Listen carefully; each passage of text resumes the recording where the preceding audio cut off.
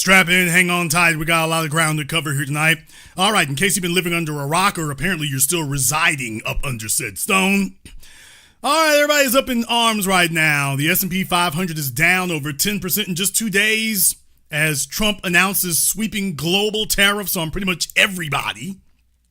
And, of course, the stock market does what the stock market does in that regard there. And by the way, if you ain't making money right now, there's something wrong with you. If you're not loading up, for those of you who missed the boat when COVID happened and you wished you had bought stocks when they crashed then in some of your favorite companies, by the way, this is part 2.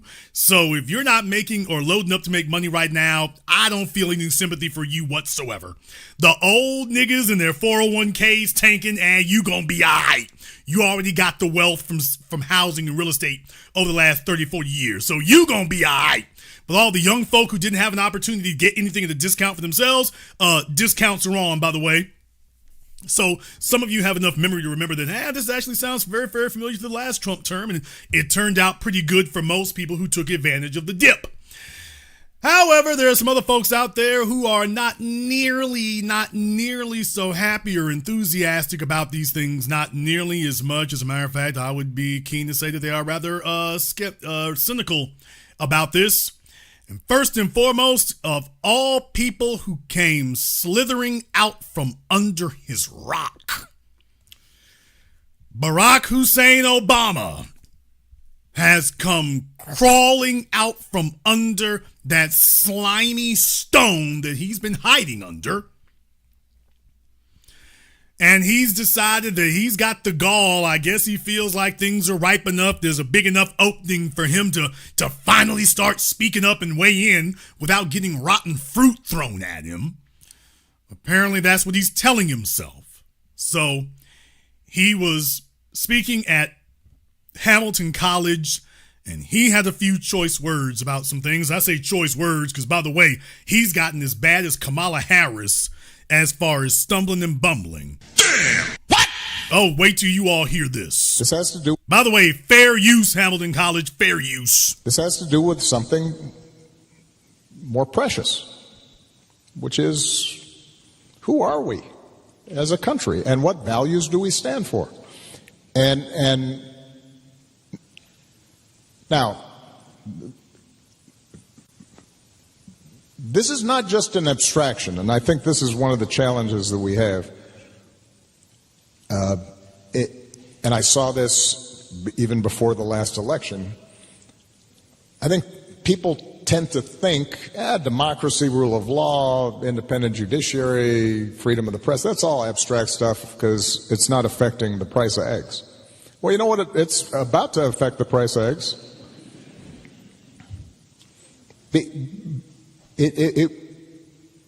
One of the things that... Not nearly the slick talker that you all remember him being 20 years ago, is he? I mean, this is Barack Obama today with gray hair and the nicotine fits are setting in. What? So he's not nearly the slick talker that you all remember him being 20 years ago, do you? Or 10 years ago.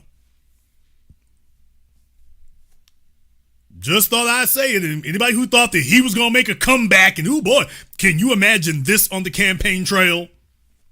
Can you all imagine this? Oh, we've slid a long way from the Barack Obama folks. Remember, that's what I'm saying. If people have not experienced that, they don't understand.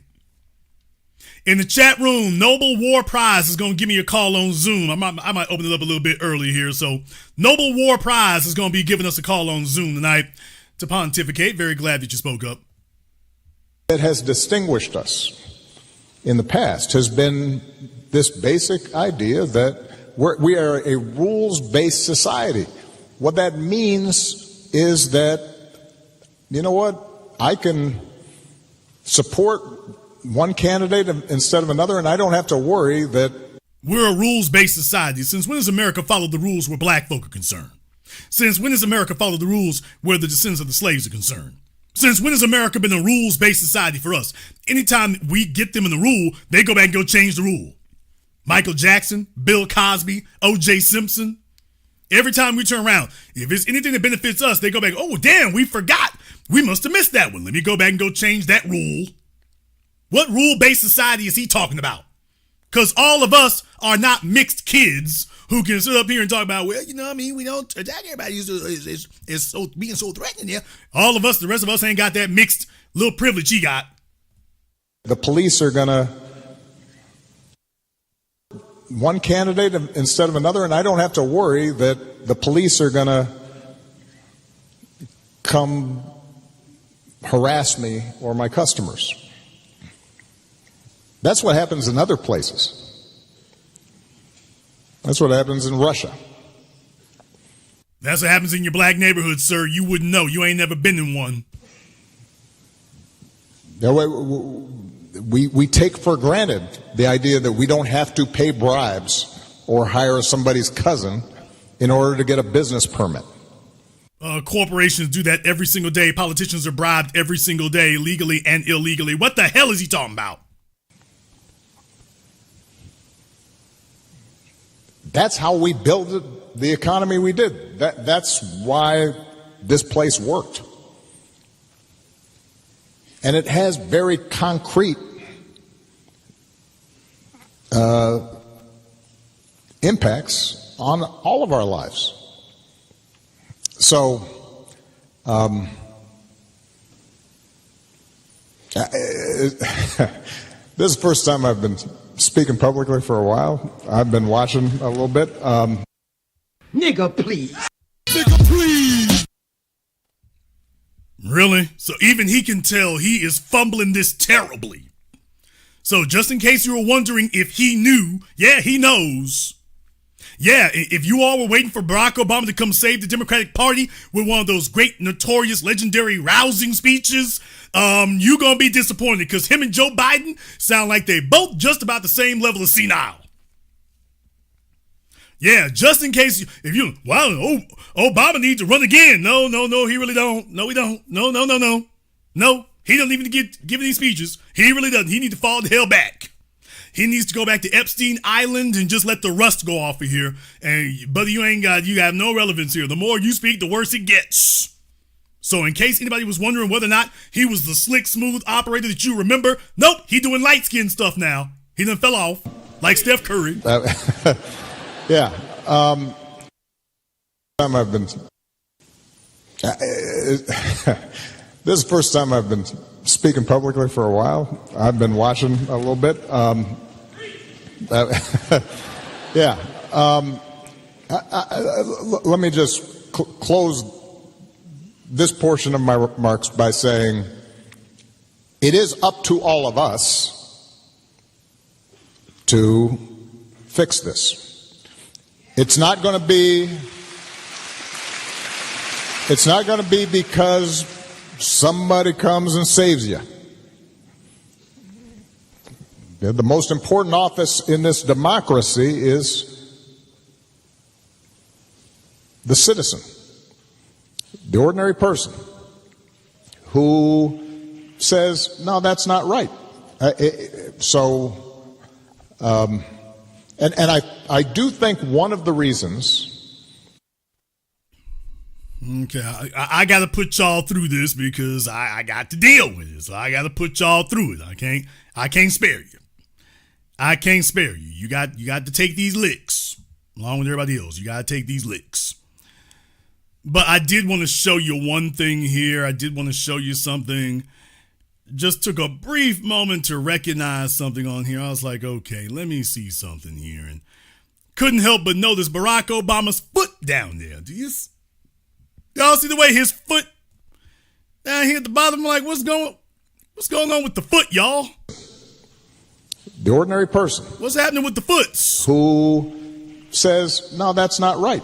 Okay, so it's just there's a lot going on with him, and I'm letting him babble on. I think I'm gonna go ahead and just stop it because this is basically what he's doing. So if you're a Democrat and you were hoping, boy, I wish that Obama would just come out of mothballs and come out of retirement and come save the party. You in for a heavy surprise. Oh, you are in for a brutal surprise. You are in for a horrible surprise if you're expecting this to come in and save you. Yeah, he sounds like Elon Musk. I mean, Everybody in the world who's prospering big right now, it's got to be rigged. It's got to be set up. These niggas can't even speak. They can't even talk. And just in case you thought Barack Obama was the only one, oh, hell no. What? Guess who else done slithered back out? Now, you know times are you know they think they see an opening. Oh, you ain't seen nothing yet. Guess who else is coming to dinner? Kamala Harris. I mean, I guess she feels like it's now or never. It's now or never. Well, here's Kamala Harris. By the way, fair use. She's speaking to the Leading Women Defined Foundation. So everybody got a nonprofit out here doing nonsense. But Kamala Harris, she done put the wine down long enough. Vice President Liquor has put down the wine long enough to stumble her way in to some venue to give a speech. And to be totally honest, I want you to hear what she had to say. Now, what has changed since 2016 is that we are in the midst of seeing progress being rolled back, policies that we birthed being rolled back, the terms that we use for what is progress in America being turned into a pejorative, intended to deny the facts and to deny smart policy, by the way, effective policy, by the way, that has been proven to yield a great return on that investment. What is she saying? Is she saying anything? What? And to deny smart policy, by the way, for what is progress in America being turned into a pejorative, intended to deny the facts. What facts? Deny the facts. Does she ever clarify what facts? Hell no. So in case you thought anything here had changed, no, it ain't changed. And to deny smart policy, by the way, effective policy, by the way, that has been proven to yield a great return on that investment. What has changed is that there is a sense of fear that has been taking hold in our country. And I understand it. But we're saying people stay quiet. We are seeing organizations stay quiet. We are seeing those who are capitulating to clearly unconstitutional threats. And these are the things that we are witnessing each day in these last few months in our country. Because, there were many things that we knew would happen. Many things. I'm not here, so I told you so. Oh, by the way, just in case you thought you could get away from that, let me go ahead and throw this up on your screen for you right quick, just in case you thought you'd be spared. Knew would happen. Many things. I'm not here, so I told you so. All right, just in case you thought you escaped the giggle. Oh, just in case you thought you had escaped the giggler. Some of y'all thought you had finally escaped the giggler, and somebody knew in the White House this would be the last time you would ever be confronted with the giggler. Oh, buddy, you was wrong as hell. The giggler is back. The giggler is back and is on your ass. But there's a reason why I played that part that she just said. Because I want to go back to Obama's comments to let you know, obviously, they have conferred with each other. And obviously, they've conspired to have a message of the day. And they think they found something here. You may actually have to do something and possibly sacrifice a little bit. So, yeah, if you're a law firm being threatened, you might have to say, okay, we will lose some business because we're going to stand for a principle. If you are a university,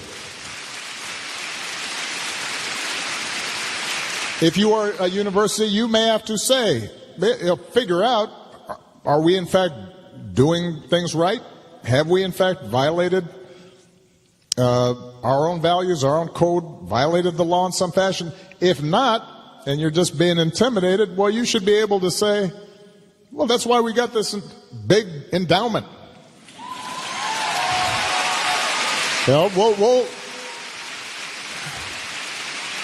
We'll stand up for what we believe in, and then we'll pay our researchers for a while out of that endowment, and we'll give up the extra wing or the fancy gymnasium that we can delay that for a couple of years, because academic freedom might be a little more important.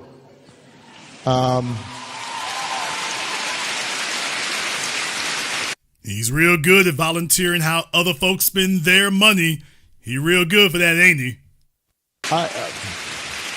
Now here he gets to the next part. For most of human history, and to this day in most of places in the world, there is a cost to challenging the powers that be, particularly if they're abusing that power. And this idea, and I've noticed this among some wealthier folks. This is going to sound familiar to you all, to what Kamala Harris just said. Who, after George Floyd, they were right there, and a bunch of companies were talking about how they cared about diversity and they wanted to do this and they were all for that. And they are mute right now. But what that tells me is it was okay when it was cool and trendy. And when it's not so much. As President of the United States, Chief Jackass, you're supposed to make things cool and trendy.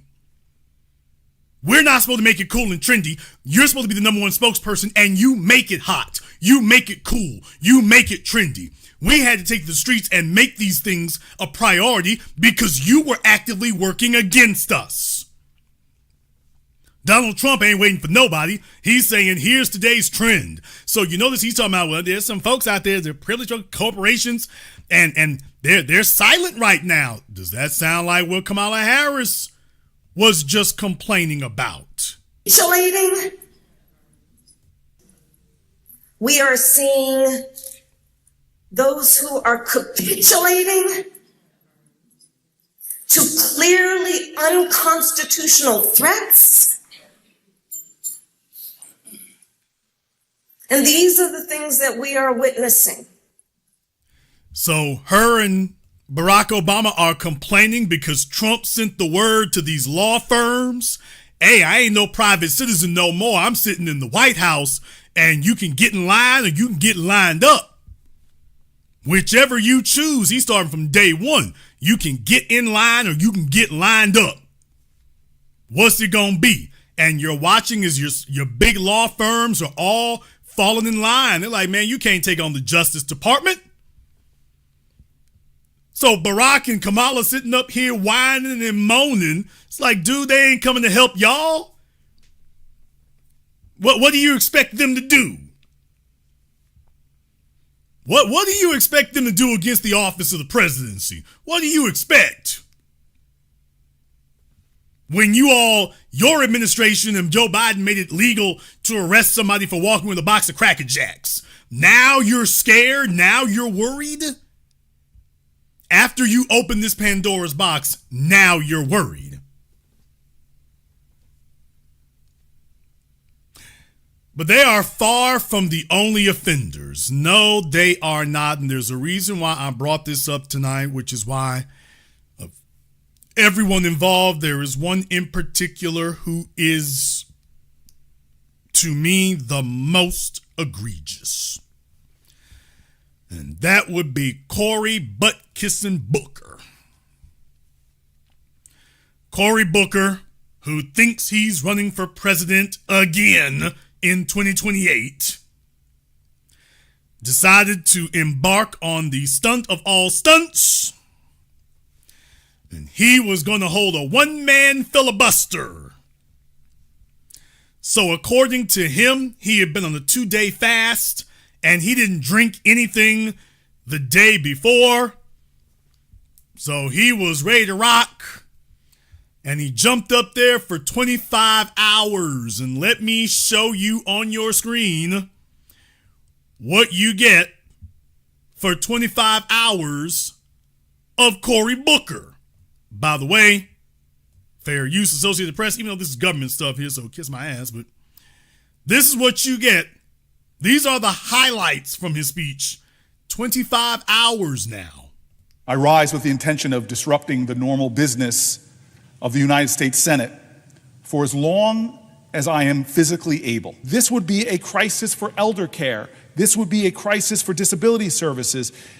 What it is, when a nation isn't taking care of its elders, it's a crisis of our national character. So the Democrats are letting you know that they are the party of the elderly, the party of prescription pills. The elderly did not take care of the children and aren't taking care of the children now. The elderly squandered the wealth. The elderly destroyed the resources. And he's like, we still need to take care of the children, Cory? No, the elderly.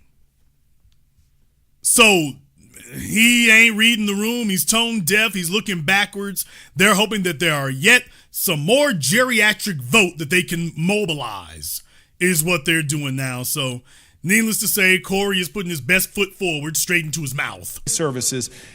What it is, when a nation isn't taking care of its elders, it's a crisis of our national character. What is it when you're not taking care of your kids? Why are so many women dying in childbirth and in the postpartum period in America?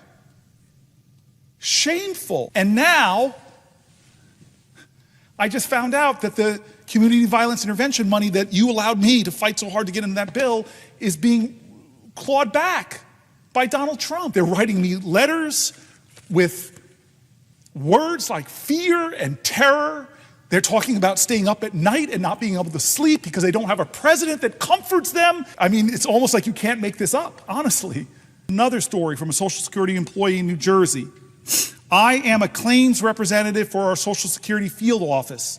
The most dramatic changes I've noticed from our recent change in operations is that our appointment calendar seems to be filling up more quickly for simple post-entitlement changes. We've gone through healthcare cuts. We've gone through Social Security being attacked and undermined and slashed. If you're revoking somebody's visa, make a phone call. Tell them that you have 30 days to leave. Okay. Give me just a moment here, folks. I need to see if I can find something. There's something in particular that I need. I need to get something in particular here because now that I've heard Cory talk and things, and by the way, let me go ahead and get this copyright strike right quick, but I need to see if I can get something together for this right quick. So we're gonna try our best to work this out if we can. All right, I think we're coming up on something here. I'll see if I can do that right quick. I think I found something for it. Yeah, I want something appropriate for what Cory is doing here. I wouldn't want a situation where Cory, didn't have what he needed. So, all right, I think I found something here for you, Cory. All right, let me go ahead and let Cory continue. But there should be due process. You should have to prove your claims in court. If this person is somehow aligning with some kind of enemy, prove it. You don't need more tax cuts. And we as a society have an obligation to each other, to those farmers, to those rural folks, to the cops I stood with at the funeral of one of their colleagues in Newark 2 weeks ago. Our Social Security offices are being closed already. And the question of why? Under the guise of efficiency, but you're hurting our elders who deserve dignity in their retirement. It's stunning to me. I've had farmers from New Jersey to Texas coming to my office about this president freezing contracts that we approved in a bipartisan manner, putting them in financial crisis. It's not right or left, it's right or wrong. It's not a partisan moment, it's an American moment. It's a moral moment. Does the wealth of our people. We have more billionaires than any other country. Does that speak to the greatness of our nation? No. I think the things that speak to the greatness of a nation is how do we take care of each other? I ask you, are you better off than you were 72 days ago economically? I ask that question. Ask it to your friends. Are they better off economically? Well, I don't see how they could be because prices are up, stock market's down, the risk of recession is climbing, consumer confidence is in the gutter. I want to stand here today and tell you I'm going to do everything I can. I'm willing to go to some lengths. But I am inadequate. You are inadequate. We're senators with all of this power. Boy, don't this sound like every heifer's baby daddy y'all ever heard? Doesn't this sound like with that last part you just said there? You know, I'm going to do the best I can, but I'm inadequate, you know. I want to stand here today and tell you I'm going to do everything I can. I'm willing to go to some lengths. Baby, I want to tell you I'm going to do it. I'm telling you, baby, I'll stand here and tell you I'm going to do everything I can, baby, but it's rough on me. It's rough on me, baby. I want to stand here today and tell you I'm going to do everything I can. I'm willing to go to some lengths. But I am inadequate. You are inadequate. We're senators with all of this power, but in this democracy, the power of the people is greater than the people in power. This is a moral moment that more Americans need to stand up and say enough is enough. He's doing it with his hands in his pockets, y'all. It's just the sleep deprivation is setting in. He doesn't understand what he's doing. Corey, take your hands out, bro. What are we doing? Power. This is a moral moment that more Americans need to stand up and say enough is enough. Moment where judges rule in his favor and he praises them. They just don't rule for him. He drags them and threatens them. So much so that Chief Justice of the Supreme Court has to tell them to back up. When elected officials speak up, many of them fear what the consequences would be. I mean, this is Cory Booker after 23 hours, y'all. 23 hours, and he went on for 25. And to show you that everybody got the memo and they understood what this was really about, well, take a look over here on The Daily Show. What? Oh, man. Well, the title of this is Cory Booker's Marathon Filibuster is the energy Charlemagne wants to see from the Dems. Who can lead the Dems? Well, I'll be damned. Well, it looks like everybody got the memo. So Jason isn't being hyperbolic. Look it up. Jason isn't exaggerating when he says, yeah, Cory thinks he's running for president again. He thinks he's going to leapfrog Chuck Schumer and them and take Gavin Newsom's thunder and that people will start seeing him as a light-skinned leader, and that's going to bring me to my next point. You damn right. That's exactly where I'm going with it here. I couldn't help but notice, do you all see what corner the Democrats have put us in? Do you see what corner the Democrats have put us in? Everybody that they're going to put out here, I mean, this is all they've offered us is a bunch of light-skinned, high yellow mixed kid energy. And I'm not saying that to be negative. I'm saying it because there's a negative fact that underlies it. You see, we couldn't get none of these light-skinned niggas. Did he say light-skinned niggas? I damn sure did. And deal with it, nigga. We couldn't get none of these light-skinned niggas to stand up and speak for us. We couldn't get Kamala Harris to go to the leading women's Define Foundation and bring things to a halt and speak for us. Barack Obama wasn't going on no college tours to speak for us. All you dunderheaded bonehead niggas talking about he was going to do something for black folk after he leaves office. Nigga, please. What the hell? There just must have been a multitude of babies back in the 60s and 70s who got dropped on their damn heads because you had niggas talking about it's okay if he don't do nothing for us in office. He gonna do something for us after he leave office. Nigga, you don't understand how the presidency works, do you? These niggas fail straight physics. Nigga, what do you think a president could do after he... That's like you saying that you're gonna get you're going to get a buddy pass on American Airlines. Your friend tells you, I'm going to give you my buddy pass after I retire from American Airlines. I can't do it for you right now, baby. I can't do it for you right. But after I leave American Airlines, then I'm going to really get you a buddy pass. I ain't going to get it for you while I work there. That would raise too much suspicion. But after, I got buddy passes for my other 3 chicks. I got buddy passes for them. But baby, believe me, after I leave American Airlines, then I'm going to get you your buddy pass, baby. I'm really going to do it for you then.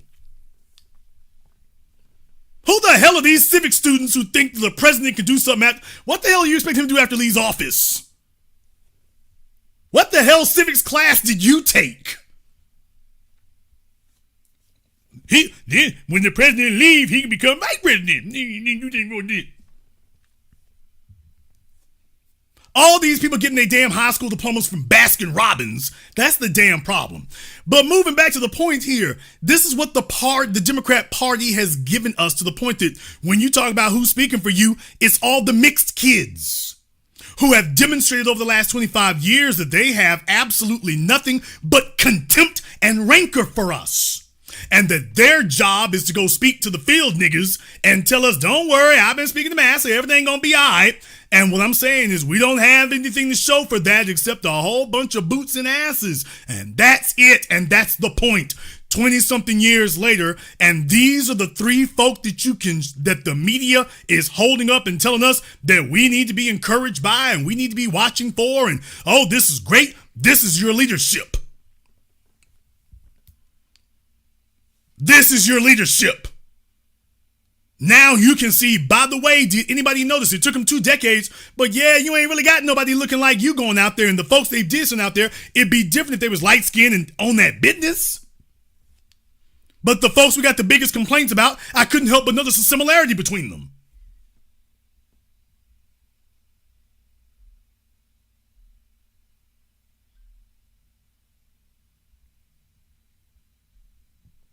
I just couldn't help but notice there was a similarity.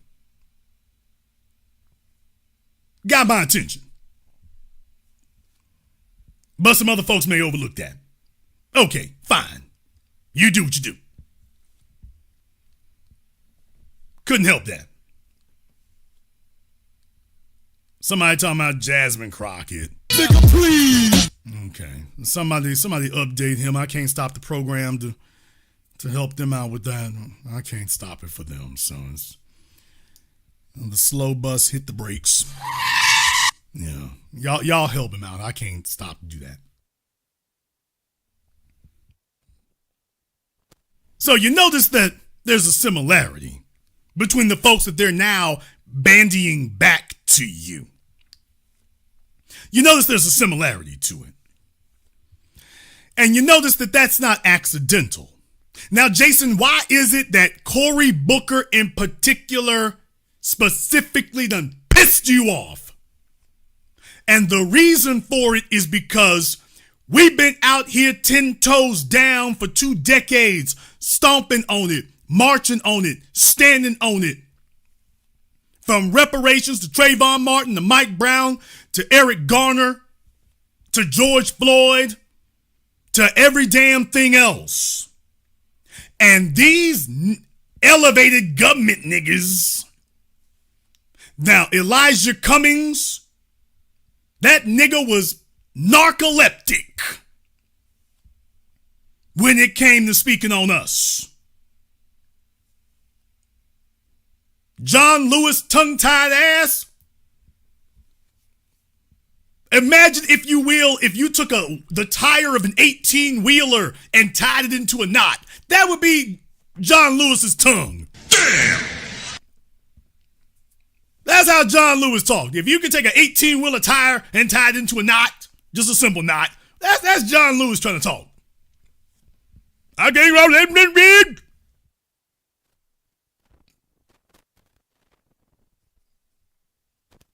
Do we need to drag that nigga across the scales? You notice that them niggas got real ventilated for the children of illegal aliens, remember? Why, they were having sit-ins, remember? For the children of illegals, non-citizens. So non-citizens, and ain't nobody killed them, but for us, those bastards, including Cory Booker, never lifted a finger. They didn't do a damn thing. No sit-ins. No filibusters. Cory Booker didn't have a 2-hour filibuster for black folk getting murdered. He didn't have a 2-hour filibuster for reparations. Yet this nigga can go without food, water, drink, or a bathroom break for 25 hours. Listen to me why this is so damn offensive to me. I want everybody in this room, including professional truck drivers, how many of y'all have ever done anything for 25 hours straight? Now, some of you might work in hospitals, so some of you might be doctors or something. So some of y'all might have to pull a 24-hour shift, but I'm talking about where you actually doing the damn thing. No break, no rest, no nothing. You just sitting up there going at something for 25 damn hours. What the hell? Do you know how dedicated to something you gotta be to stand 10 toes down for 25 hours and you ain't hitting no meth? What? Do you know how dedicated to something you have to be? And by the way, it's longer than that because you figure if he was awake for an hour before and an hour afterward. So you really talking about closer to 30 hours. I know you think that's 27, but if you stretch that, it's like if he was up for like an hour or two beforehand, that could be as much as 30 hours. Now, do you know how dedicated to something you gotta be to say, I'm gonna be at this for 25 hours? And what they're showing us is how much we don't mean. Where was this energy over the last 10 years? The last 15 years, Cory Buttkiss Booker? Where was this energy then? And y'all ain't gonna get a damn thing, except you just want to get your politicians back in office. You're not changing nothing. But you damn sure found the gumption and the gall and the drive to be a spokesperson, even if you can't change the laws, even if it's not gonna change anything in the short term. You are showing that everything we said for you to do for us, you're willing to do it, just not for us. There isn't a single black issue that any of these so-called black Democrat politicians have showed out like this for. Nor did they do it. Elijah Cummings, John Lewis, remember we covered it here on this channel. You can go look it up in the archive. They held whole sit-ins. Where the hell was this energy for us? Where's it been for us? We're the ones who need it 10 times more. Where the hell have you been? Why is it we can't get this from you, Cory Buttkiss?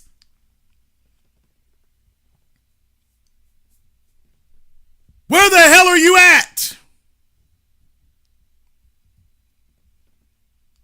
Why is it we didn't get this energy in the last 20 years, 15 years, 10 years, 5 years? Y'all got unlimited energy, unlimited drive, unlimited advocacy for everybody except your so-called voter base. Y'all never done this. People, he set a record. He set history with that filibuster. So he's showing you what he thinks of us. We ain't worth a damn.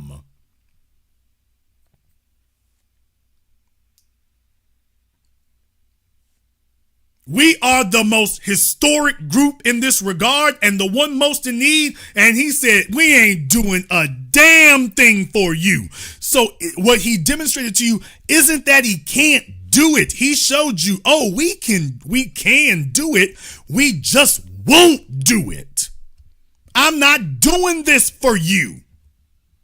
Not gonna do it. Oh, I can do it. Folks, where in the hell is the 3-hour filibuster? I don't need no damn 24 hours, whatever, although that would be damn me nice. But I'm just saying, do you realize the dedication you have to sit up here and do something like this for 25 hours? Do you realize how dedicated you got to be to that cause? And do you realize how lowly you think of us, that we've never been deserving of this type of effort from you? Now, how is it that we've never been deserving of this type of effort? And moving on to the next group of high yellow niggas. Hey, Kamala Harris, why is it that we were never worthy of that little attitude you kicking? Now that you worried that Trump has a indictment in there somewhere for your ass. Yeah, you're worried that Trump is going to take it all the way and that he's got an indictment sitting in there somewhere waiting on your ass. Now you got attitude. Now you got snark. Now you don't sound like you swam your way to the bottom of a bottle of Bacardi before you showed up to speak somewhere. Now you're I say more cogent. You're about as cogent as you're going to be. This is about as good as it gets for her. By the way, you ain't got that kind of damn energy for us. Racism and white supremacy running rampant out here, running wild. You never had this kind of energy for us. And one more thing, here's the killing thing about it, Kamala. It makes it even more disgraceful. You could have chosen to go out with your damn witch hazel high heel boots on.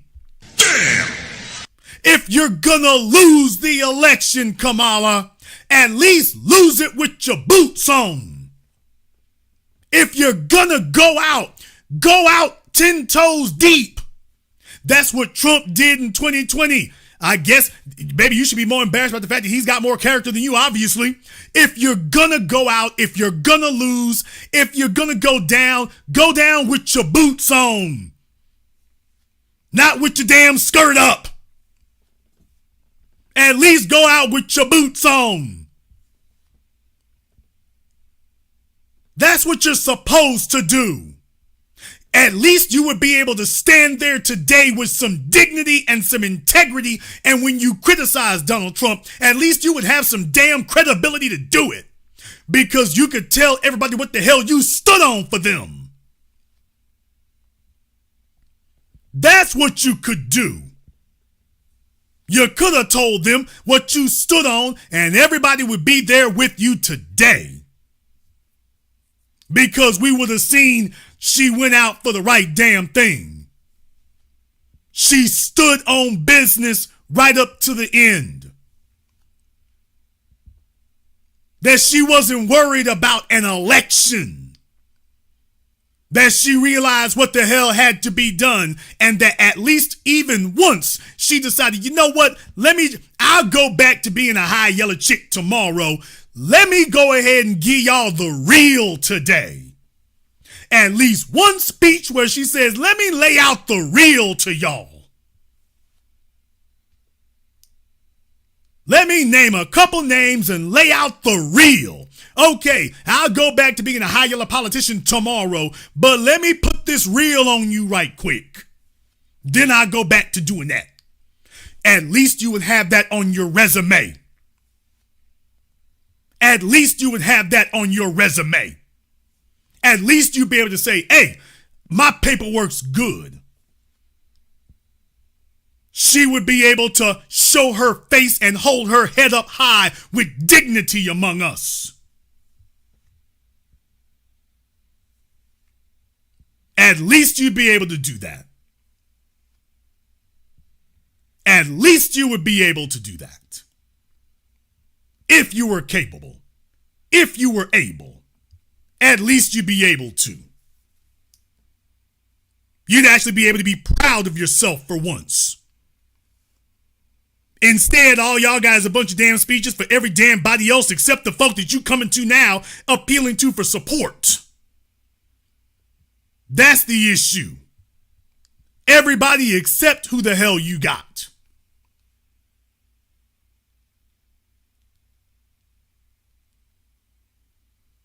So when I've spent the last decade demonstrating to you all and showing you all who it is these niggas been speaking up for, standing up for, doing historic things for. I mean, they showing all the hell the way out.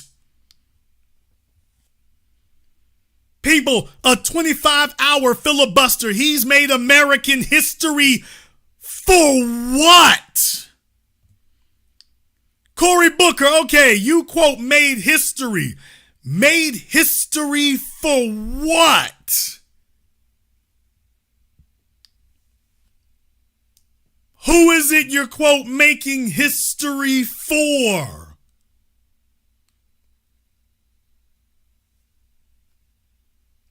So I guess to a bunch of old niggas that their chief, primary, and only concern is whether or not they can get their diabetes medication. Okay. He worrying about that. He's worrying about that.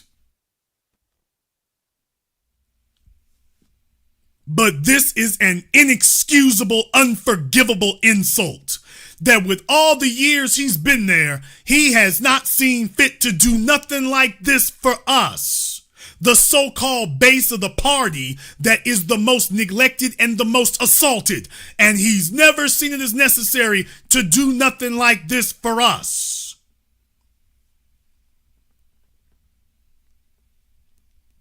And neither has Obama, and neither has Kamami or any of the rest of them. That's what makes this an inexcusable outrage. That's what makes this a hypocrisy of the most disgusting kind. That if this is how dedicated you are after Trump gets in office, where the hell were you? Where the hell you been? After Trayvon Martin, where the hell have you been? After Sean Bell, where the hell have you been? Why is it we don't ever get this from you? What, that's not more important? So this was the critical issue that Cory, the butt kiss, decided he can mobilize and energize himself for. This. When it was finally time to move forward and stand on something, Cory said, yeah, this is it right here. This here. He watched all this other stuff happen and he said, yeah, I can't really get myself to do nothing for that. All of a sudden, he thinks he sees a political opening and he's got unlimited stamina. Unlimited stamina, unlimited drive, unlimited energy, unlimited bladder. What? All of a sudden, he's all of a sudden, he's inhuman. But he heard every word that we said all this time and ain't nothing for it. Okay, but that's par for the course. Which is why I brought up Kamala Harris and Barack Obama and John Lewis and Elijah Cummings. This is the way they see us and treat us. We don't have to win no damn legislation. You get legislation moving by moving the society. You move the society by speaking up for your agenda. And he's supposed to be speaking up for our agenda. And he's showing you, man, damn you niggas. Let me see if there's something for me. And the real crazy thing about this water bottle head built nigga is he don't understand, dude, ain't nobody gonna back you. That's the crazy part because you've been so phony for so long. You're not winning anybody over with this. Everybody can see how cravenly, greedily superficial you being. You think you're running for office. You think you're running to replace Trump. And if you were going to do that, then you should have held a filibuster for us after Sean Bell, Trayvon Martin, Mike Brown, Eric Garner, Walter Scott, George Floyd. That was your time to have the 25-hour filibuster, Cory. So you could actually have a black base behind you. That was the time to do it, Cory. No, you had them off-color lips sucked around Nancy Pelosi's bony elderly ass. That's what you were doing. You done had your lips wrapped like a vice lock around Biden's bony ass and Nancy Pelosi's elderly crypt keeper ass. And deal with it, nigga. And meanwhile, for us, you ain't got nothing to say. There's a reason you can't come among us. There's a reason you can't talk among us. And also, I also think that Corey is trying a indirect play. Jason, what do you mean by an indirect play?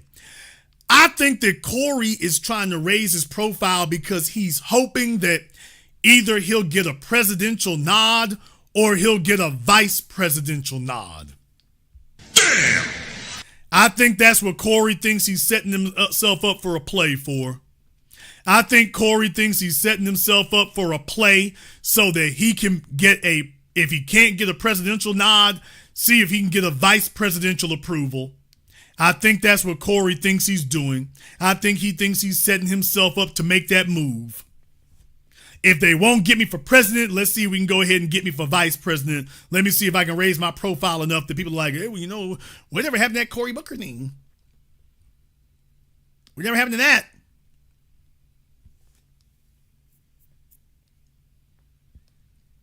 So I've said to you all for the longest time here, they know what the hell they're doing. They've always known. It is not a mystery to them. I'm just talking about effort right now. This isn't dependent on an election. There's nobody voting this week. Not for president and not in Cory Booker's district.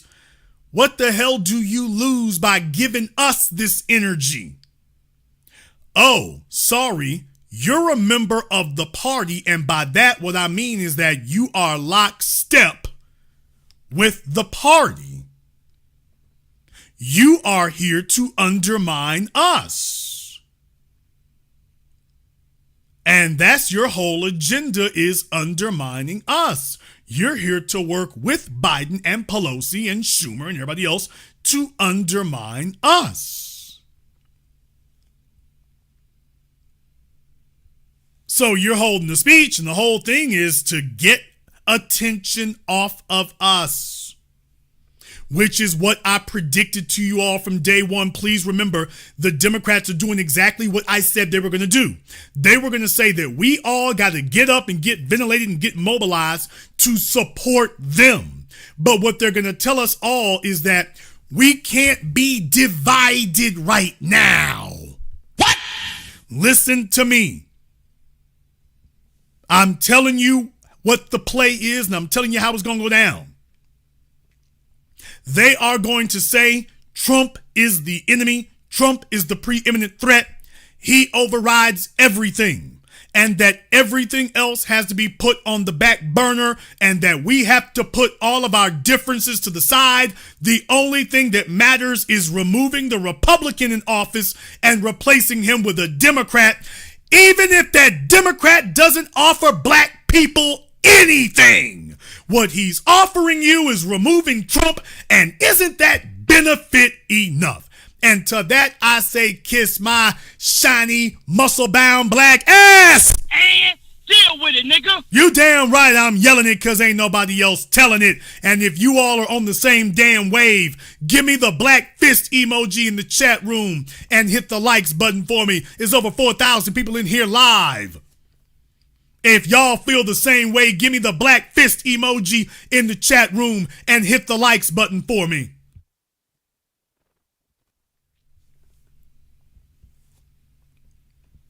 They're trying the same thing that I told you all the whole damn time. Every time we show up, they're going to tell us, sorry, we can't get to your issue. There's something more important that we need to deal with. So we need you to support us. And eventually, when we get done with everything else, we'll eventually come up with tabling your agenda for discussion.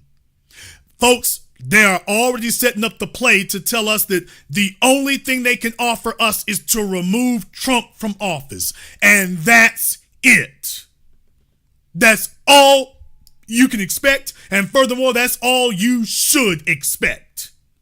that you shouldn't expect anything else. That actually you are the problem and you are in the wrong if you are insisting that the Democrats actually do something for you before you can give them your vote to remove the Republicans. They're going to tell you that you're the problem. Not their policies or their agenda.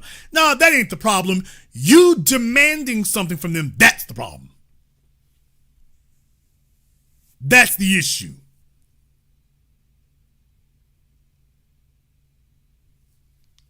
And if you would just understand that you need to stop being selfish and that what matters most is the Democrats winning the election, even if they're going to do nothing for you, the real goal is to win the election. So they're trying to tell you all that there's a threat that's so big that it overshadows our needs. Well, this is the same damn thing they do all the time, which is what I warned you. Remember? Oh, we got to take care of illegals, LGBT, stop Asian hate, pandemic, Ukraine. I told y'all during the Biden administration, every time we showed up, they were going to claim, y'all got to wait. You got to wait. We've been waiting for 100 years. You got to wait a little bit longer. There's a war in Ukraine. There's a pandemic. There's stuff going on. We going to get to you. We promise you, we're going to get to you, but you got to wait right now. We got to take care of this. You got to wait. And they're showing you right now that they think that they're going to be able to run a campaign that does the exact same thing. Hey, y'all gotta wait. We got more important things to do. We got bigger issues to take care of. There's a more pressing matter. There's a big emergency, and that takes precedent over you. That takes priority over you. Well, damn it, every time we talk to you, you always say that everything else takes priority over us. I got a news for your ass. We'll come talk to you after we get our 27-hour filibuster. What? Since you have demonstrated that you can give whatever and whenever 25 hours, we'll come back and holler when you can give us 27. But our agenda needs to be front and center on the front burner. We're not going to nibble around the edges. You are going to specifically say what you're going to specifically do for us. Or we vote and couch again. We can do that all over again. Please understand it, because here's the thing. It doesn't matter if Democrats get the House Representative back or the Senate back. Trump gonna be in there no matter what. He's gonna be in there no matter what, so you ain't gonna be able to move nothing. Even if you win the midterms, you ain't gonna be able to move nothing. So you're already getting ready to lie. You ain't gonna be able to move one damn piece of weight as long as he's sitting in that White House. You will move nothing. Then they're going to come back in 2028 and say, well, we got back the House and the Senate. Now, if you niggas just come out one more again and help us get the White House, we can get a Democrat in there. And you're going to do something for us? Well, we'll have a Democrat in there and then we'll see what we can do. Oh, you back to the Kamala Harris thing again. People, this was an insult of massive, historic proportions. That we have needed this kind of effort, this kind of work, this kind of persistence, this kind of commitment. We should have had the entire Democratic Party should be doing that. I don't care if it's a bunch of old niggas standing at the podium snoring. They should be giving us that kind of effort over the last 50 damn years. Never done it even once. Now you done showed up now because you think you found a psyop that you can use to distract us from the real issue at hand. Well, you know, you got to vote for us. We got to stop that Trump, man. We got to stop that Trump, brother. We got to stop that Trump. Man, to hell with your ass. You can stop Trump by dropping off our benefits. You can stop Trump by talking about our agenda. You can stop Trump with that. Trump is anti-DEI. Okay, if you want to define DEI as black, which it isn't, but if you want to define it as that, oh great, let's talk about the black agenda. Hey, Monique Presley. Hey, baby. I'm not going to make no jokes. But, ma'am, if you really are for HR 40 and you're against Trump, shouldn't you be walking them heels up there so you can do your filibuster, ma'am? Shouldn't she let them heels get to clicking clacking so she can get up there and do her filibuster and say, I am here on representing the foundation of Black America, and that the best way to stop Donald Trump is to deal with this? Thank you. That's Ayanna Presley. Monique is the lawyer. I still got beef with Monique, though. Well, she got beef with me. I ain't got beef with Monique. Monique still has beef with me. I got no beef with Monique. Actually, I think Ayanna might have beef with me, too. But anyway, she might have beef with me, too. But we can put that to the side, Ayanna. We can put that to the side. We can put our differences to the side, Ayanna. Shouldn't she be getting up there and making her speech too? Now that you've shown you can do it? Okay, I'm not moving the muscle until you start showing this type of effort for us, which is what I've been saying now for 2 decades. It doesn't matter about an election. Are you pushing our agenda? And y'all are sitting up here treating us like the bastard stepchildren. You're afraid to mention anything, and you only want to say it at a little old measly ass press conference and then go throw the damn press release in the audience and run off like Dave Chappelle's skit. And you're mad because we're not going to take that anymore. No, we're not taking any symbolic gestures. Yes, you need to speak up for us. And at this point now, I need to see some real concrete effort. I damn sure do. I need to see filibusters. I need to see sit-ins. I need to see lockdowns. I need to see the whole damn thing. I need to see that. Damn, pulling a damn fire alarm. You need to be, if you're going to have a sit-in, y'all need to be doing that. You're going to have a filibuster. Understand something. So what Jason Black has been saying now for 2 decades, what I have been banging the drum on now for the last 5 years, remember I said this, that if we actually had a black caucus in Congress or the Senate, if we actually had a black caucus, shouldn't they be saying that there will be no business conducted until we table the black agenda? Well, I had folks telling me I was wrong, that was stupid, they don't work that way, you can't do that, nobody will support it. Well, I'll be damned. Cory Booker just did it. He just sat there and said, ain't nothing gonna get done today until we address this Trump issue. Well, why the hell is it that we can't get the Congressional Black Caucus to give us that energy that I've been talking about now for 2 decades, going on 2 decades, and Cory Booker just showed you exactly what I meant? Well, I'll be damned. You actually can do it. Well, so what Jason said could be done, you actually can do it, and it caught all the headlines, it caught all the news channels, it caught all the cable news shows, it caught all the newspapers. Well, I'll be damned. If you had done this for us, it would have done the same thing. So that explains why you didn't do it. Yeah, Jason said the right thing. If you did this, that would take over the damn news and everything. And that's exactly why they said we ain't gonna do it.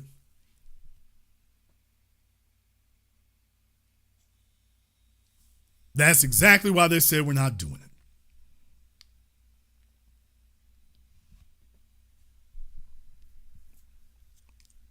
I'm insulted.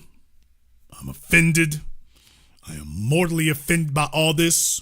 I've been yelling about this now for years and years. I said this is exactly what needed to be done, and everybody and their mama wanted to make excuses about it, and now you've finally seen it happen, and they've finally proven, yeah, it should have been done a long time ago, and the Democrats could do this anytime they chose. They just wanted to show us, by the way, you're not a priority. Well, okay, as far as I'm concerned, I'm so glad you went ahead and said that. So keep that energy.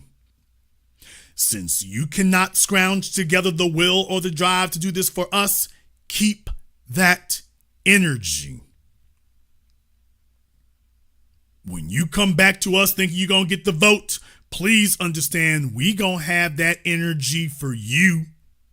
We gonna have that smoke for you when you think you gonna slither your ass back over here. Don't worry, we are not gonna forget. Gavin Newsom is on a rehabilitation tour right now, trying to clean up his reputation because he understands our memories will be long and we are waiting. Our memories are long and we will be waiting. He already knows he is in hellified trouble. Corey, we didn't forget you 5 years ago, and you have now just reminded us of exactly who you are and exactly what you are. And this is good. Damn! What? This is good. Fly your banner openly. Show your colors openly.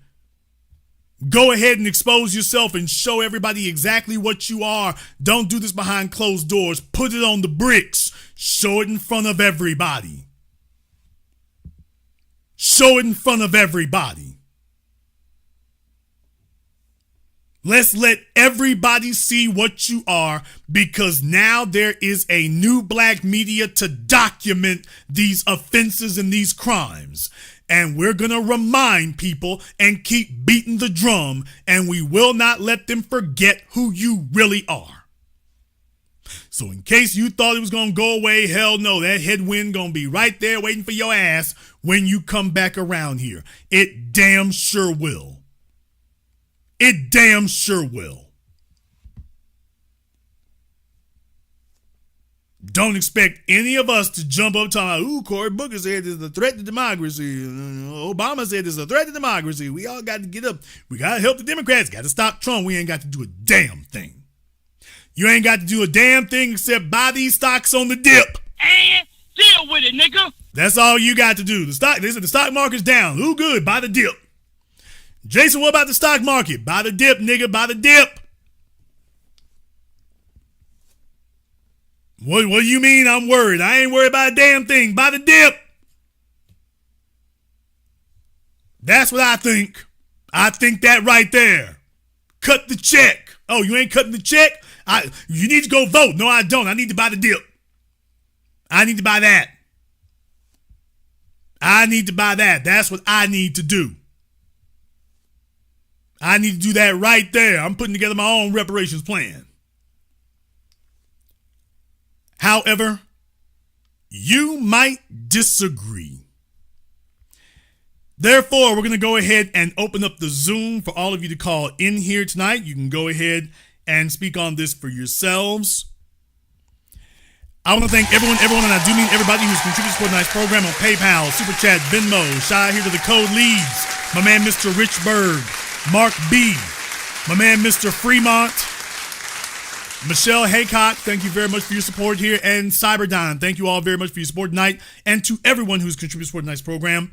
We're going to take a very brief non-commercial break. When I come back, we're going to go ahead and take some calls from all of you to let me know how you feel about this right here.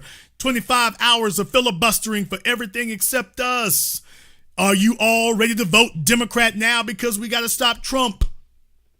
This is the Black Channel. When you visit MrBeTheTeacher.com, you can get a copy of his award-winning book, Guidelines for the Successful Student. While you're there, grab one of his newest tunes along with fun and educational lyric videos. Never give up, don't worry, never give up, study. In order to 1 is 2, 2 times 2 is 4, 2 times 3 is 6. 2 times swap names, he, she, they, and we. Simplify the daddy divides as the following guide. Money multiplies and shares of what they buy. You can also acquire his tutoring services via varsitytutors.com or tutor.com. If you wish to speak to Steve Burgess directly, you can do so through MrBeTheTeacher.com. The Honey Badger and the Mongoose is a children's story for the family of how a honey badger and mongoose fight an evil alliance of venomous cobra snakes and hyenas that overhauls the balance of the savannah. The Big Five. The honey badger demands reparations. Will the Big Five give the honey badger reparations? Can the evil alliance of cobras and hyenas be stopped? The best new price for the hard and soft cover is at www.thehoneyBadgerandtheMongoose.com. You can also find this book at Amazon, Audible, and Kindle.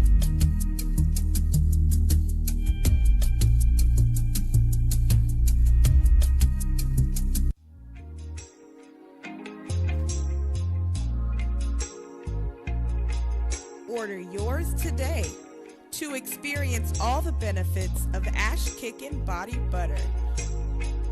With skin so smooth and soft, you'll thank us for it. Shop Ash Kickin' online. That's ASHKICKIN.com.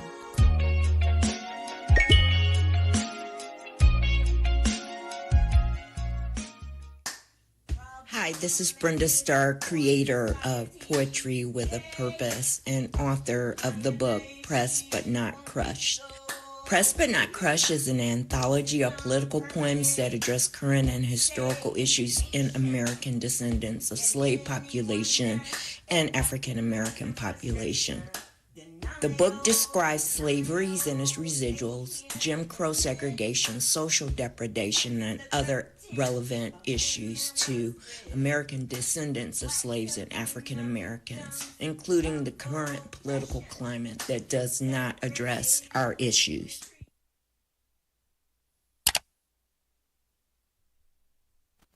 This is the Black Channel. I am your host, your brother, your humble servant, the Black Authority. Very glad to be with you all here this evening.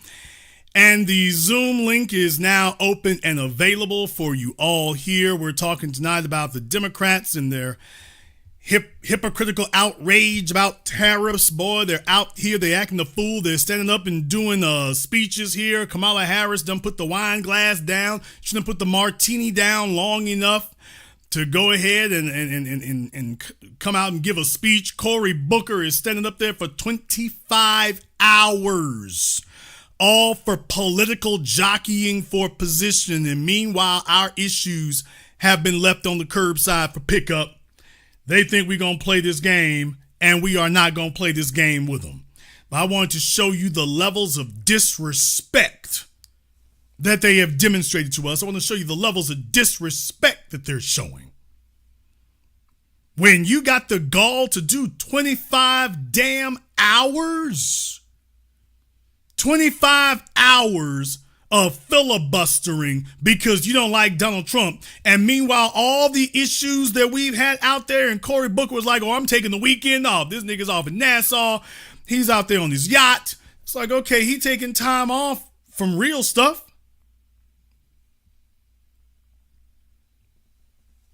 I want you to understand the levels of systemic contempt that they have for us. So then when people ask us where the hell we was on election day, we was doing the same damn thing you were doing. We asked you, why are you not filibustering for us? We were doing the same damn thing you doing. Same thing. No changes. Let's go ahead and jump over here on Zoom. All right, we got Brother Elijah over here on Zoom. Elijah, what's on your mind? Hey, good evening, big brother Jason. B1 to you and the family. All right, Brother Elijah, what's on your mind? Hey, brother, excellent broadcast tonight, as usual. Nothing less but the best from you, as always.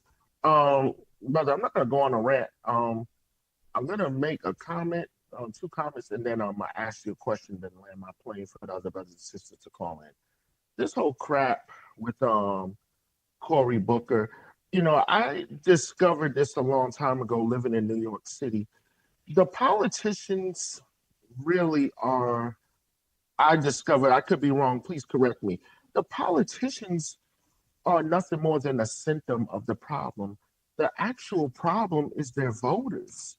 Because I learned this, Charlie Rangel, I'm just using this analogy. Charlie Rangel was in Harlem representing for 46 years, from 1970 to 2016. The voters kept reelecting him. And they kept reelecting him without demanding anything. And they kept reelecting him to sell them out. And the Harlem you see today looking like Greenwich Village in New York City.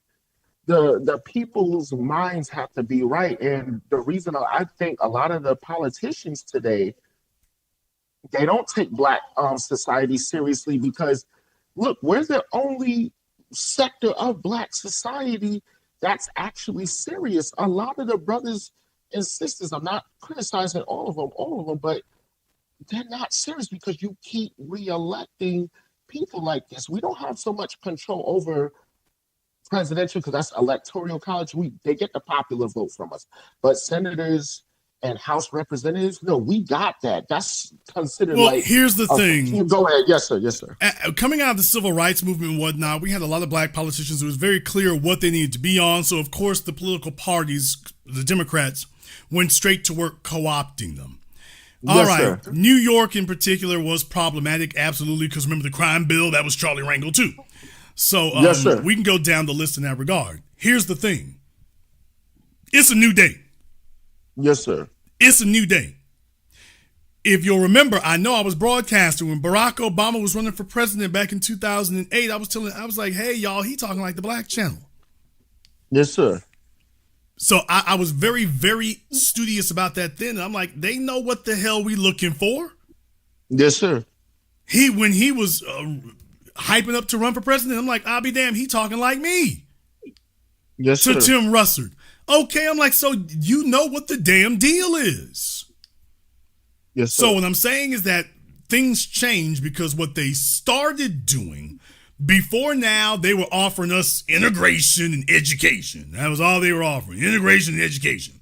By the time we get to Barack Obama, now it's about it's about Black empowerment and economic empowerment by the time we get to him. So he was talking a good talk and talking about those issues right up until he got into the White House. Then all of a sudden, we don't hear another word about it. Yes, sir. And there was a bunch of old niggas still sitting up here carrying the water.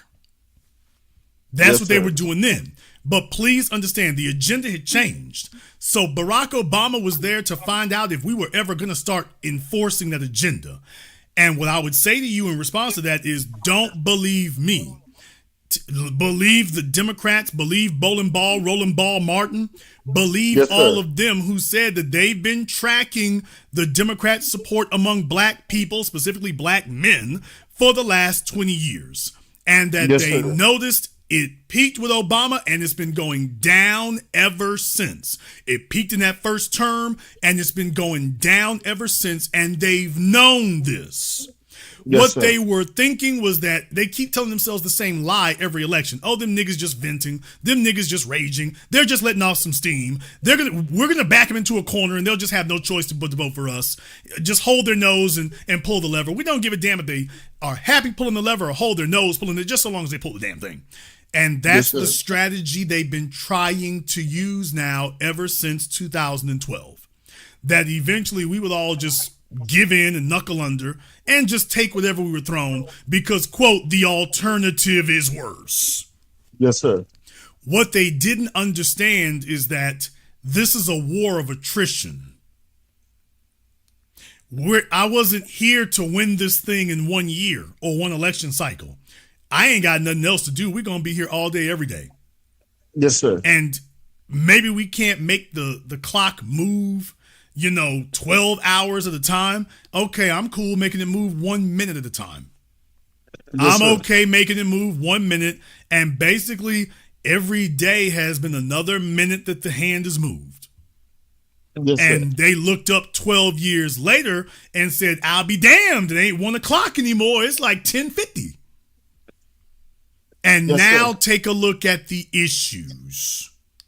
In the chat room, Movie Girl needs to give me a call on Zoom. Thank you very much for asking. I appreciate that. Movie Girl.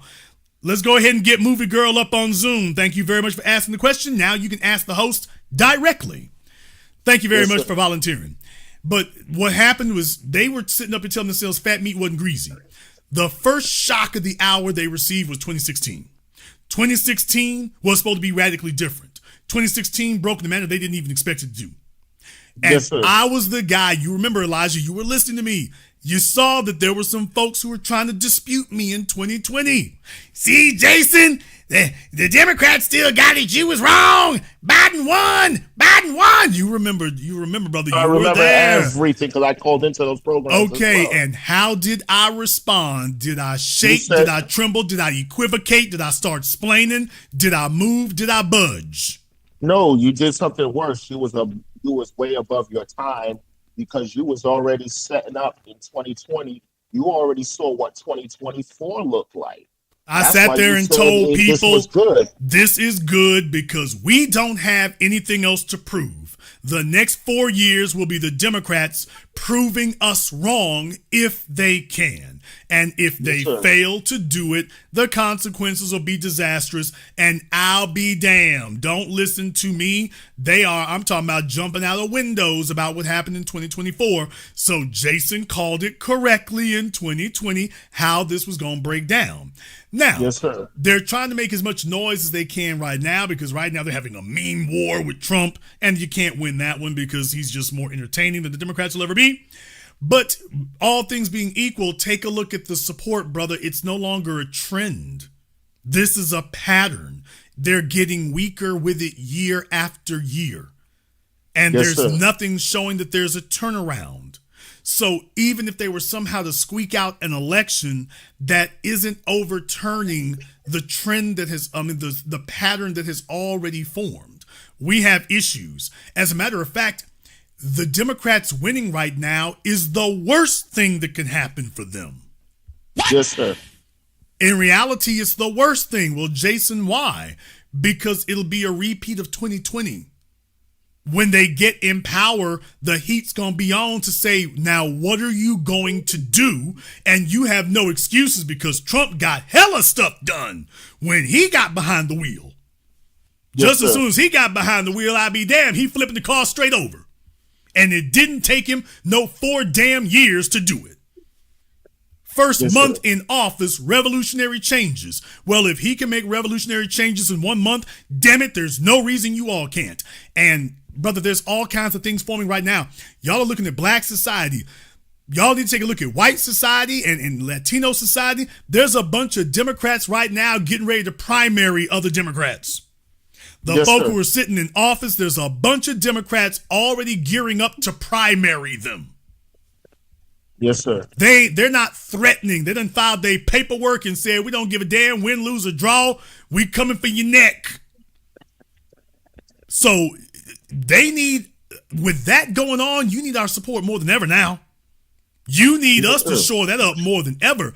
The worst thing that can happen for the Democrats is to win because now they will be responsible for their winning. They'll be responsible for results. It's a whole lot easier to have Trump in charge and then to cry and complain about it because you have no power to change it. If we put you back in power and nothing changes, that makes it even worse for you. Of course. So there's nobody who thinks if they were back in power today that anything would alter. No one. So it's a catch-22. They're their own worst enemy. And it can only get worse from here unless they're going to make some real changes. And by the way, the folks talking about primary and people, they ain't really talking about no real changes either. So it just becomes a feedback loop. But all things remaining equal, the conversation has changed, brother. The national conversation has changed. What was the major issue in black society when Rango was in office? Not the one we got today. The conversation has changed. So I'm not telling you it might change. I'm not telling you it will change. I'm telling you it has officially changed. Officially. Yes, sir. Officially. It's changed. Yes, sir. Hey, I just want to tell one of the listeners, you aired them out some moments ago when they mentioned Jasmine Crockett. And I have a sad reality for that because I didn't look at the chat room. I don't know what they said, but I heard what you said. Somebody slow bus talking about Jasmine Crockett.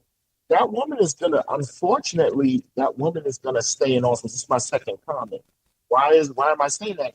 You have a Sambo who's running to take her spot by the name of Sheldon Daniels, talking about he's trying to take Jasmine Crockett's a Republican, black Republican and everything like that.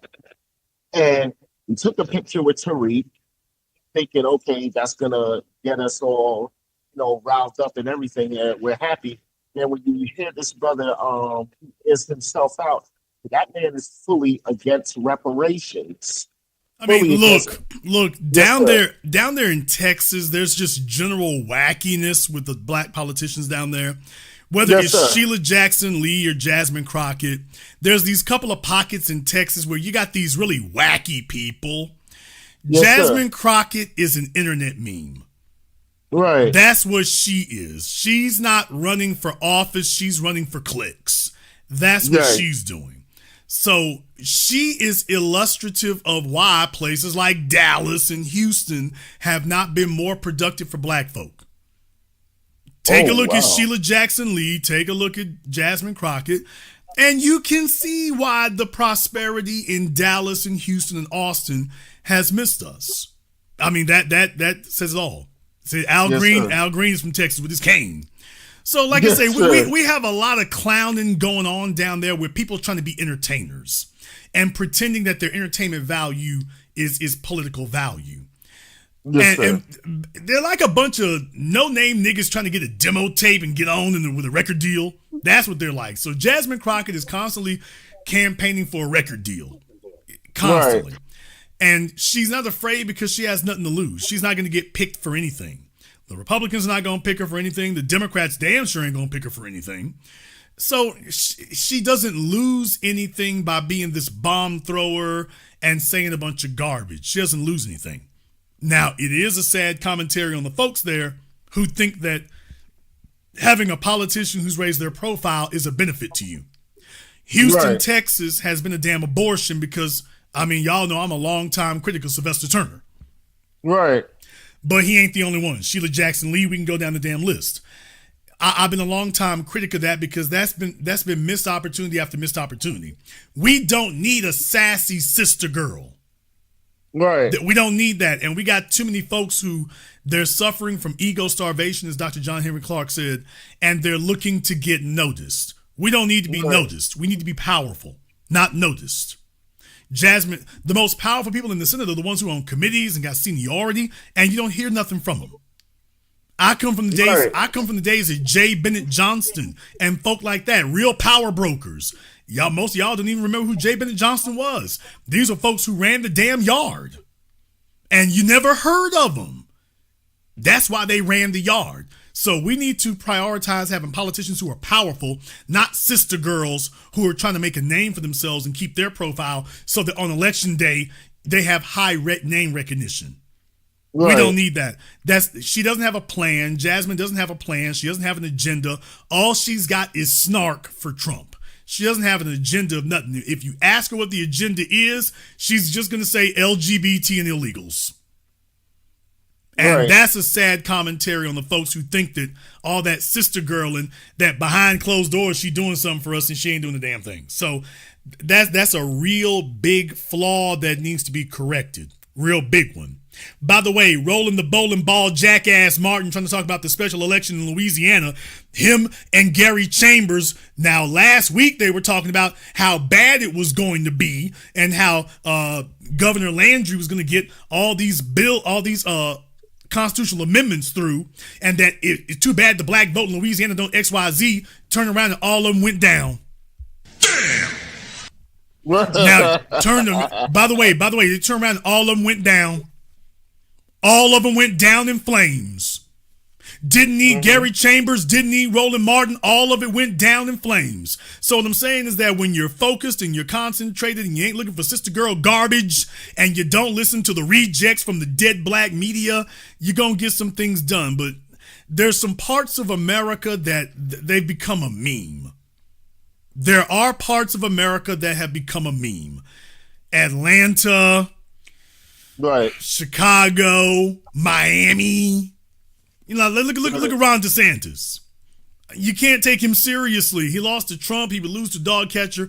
You can't take him seriously because you've gone so far overboard that you become a meme. And your constituency locally in your area might be okay voting for a meme. It's only when you move out into the greater population that it doesn't work. Right. I'll let you have the last word. Hey, brother, I'm going to ask this question and I'm going to land my plane. That's going to be it for me. You was talking about made a good point about memes and everything like that. But it scares me to ask you this, but I gotta ask you this, and I'm gonna go. What politician, particularly the black ones, I don't even want to look at the white ones, particularly the black ones, what politician out there is to be taken serious? And I'm gonna land from there. I don't see anybody who has proven to me who has been elected that I can take them seriously. Because here's the issue. Taking somebody seriously requires a track record. Yes, sir. You can't give me some flash in the pan, some one-day press conference, and then I take you seriously. Consistency is how I take you seriously. Right. I'm going to measure your consistency. And right now, my answer is nobody. That's correct. No yes, one. Sir. Thank you very much for giving us a call tonight. There's nobody I take seriously because there's nobody who's demonstrated to me consistency. All of them get clicked up with the party, and then they try to figure out if they can put their own spin on bait and switch. That's the issue.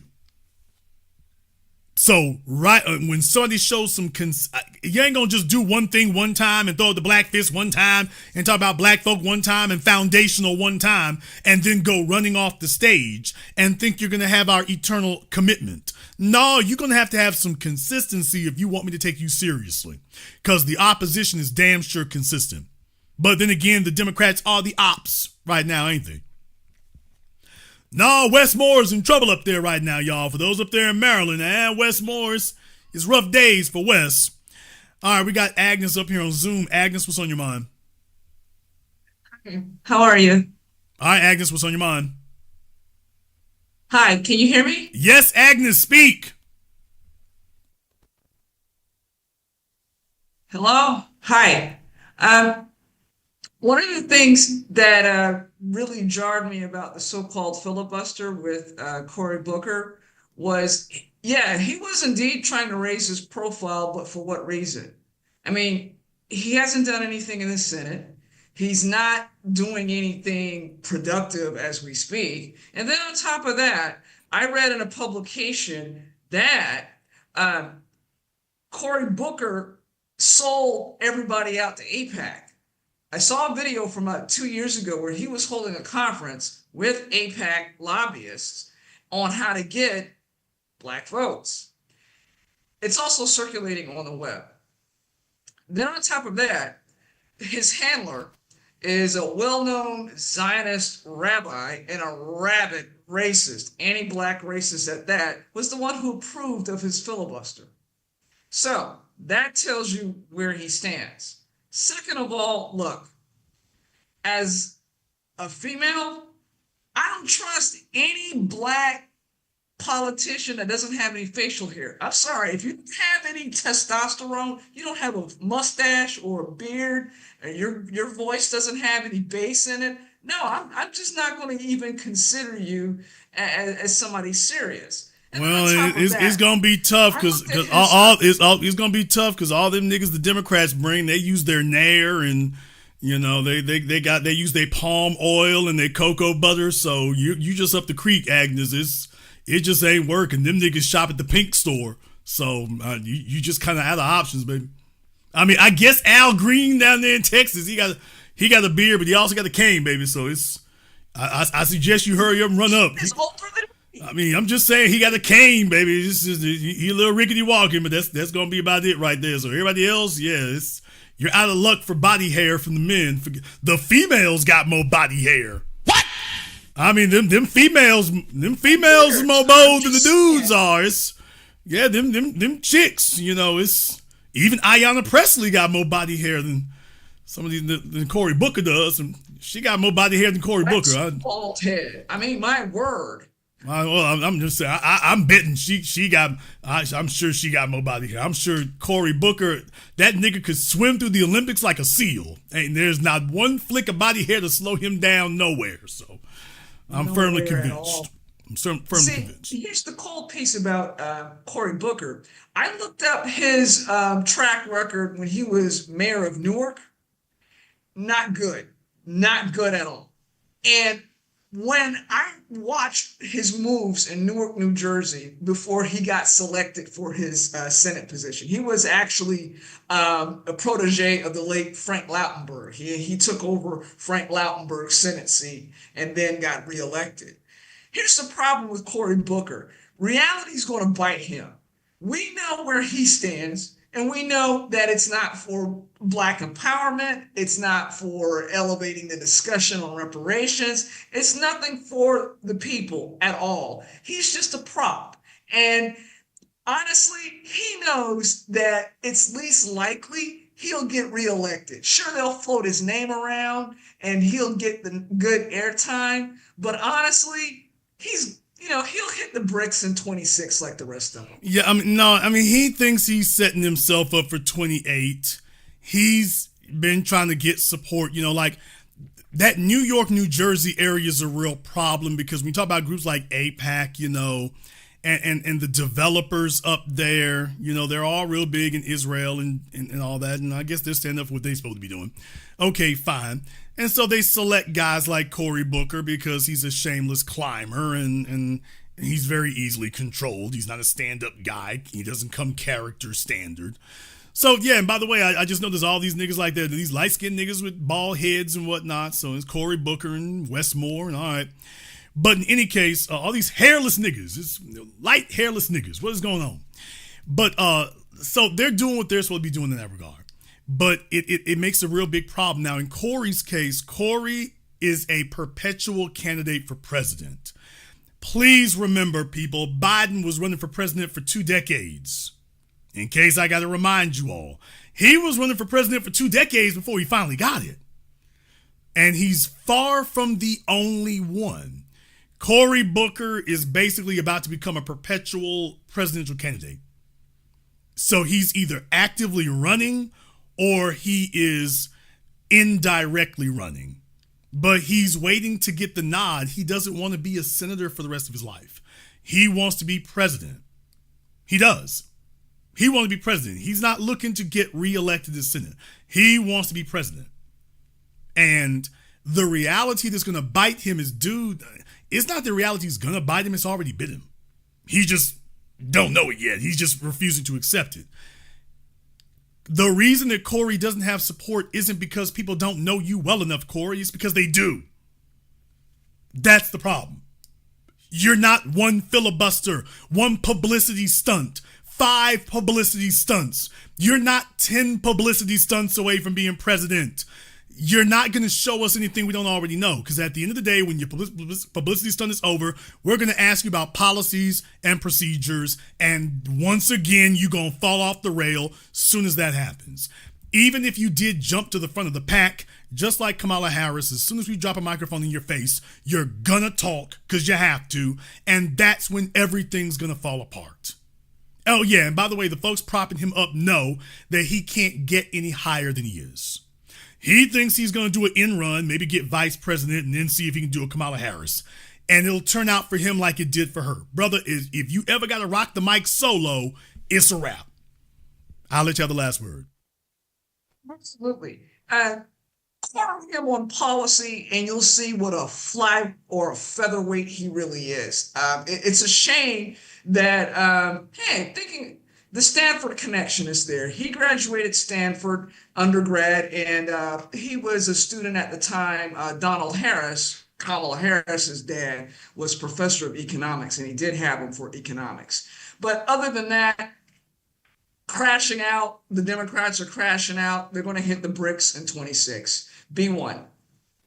B1, thank you very much for giving us a call here tonight. And as far as Westmore in Maryland, people, I've been saying this for the longest. I'm not changing. I'm not altering. I don't have to. I will stand on it because it is the truth. Please stop overrating Westmore. I know that the news media is constantly looking for the next Negro that they can boost and the next Negro that they can promote. And I'm telling y'all, Westmore ain't it. Right now, they're having a budget fight up there in Maryland. He's been all on the news up there in Maryland, and it ain't good. Because folks' taxes about to go up. It's not good for West right now.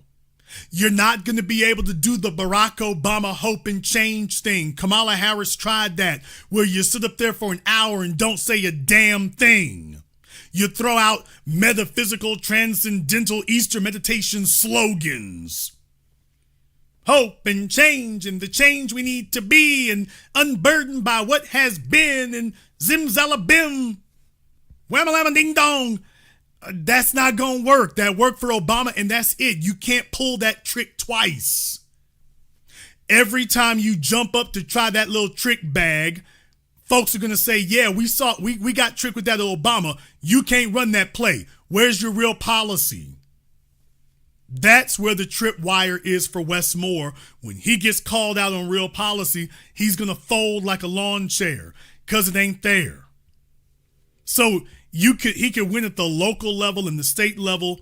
It's when he comes out nationally and he's got to face the music. That's where it's going to stop. So please don't confuse Wes Moore with a legitimate candidate who's actually got legs. Don't confuse it. Just because he's a little less embarrassing than Gavin Newsom, don't confuse him for being any less inept and incompetent than Cory Booker.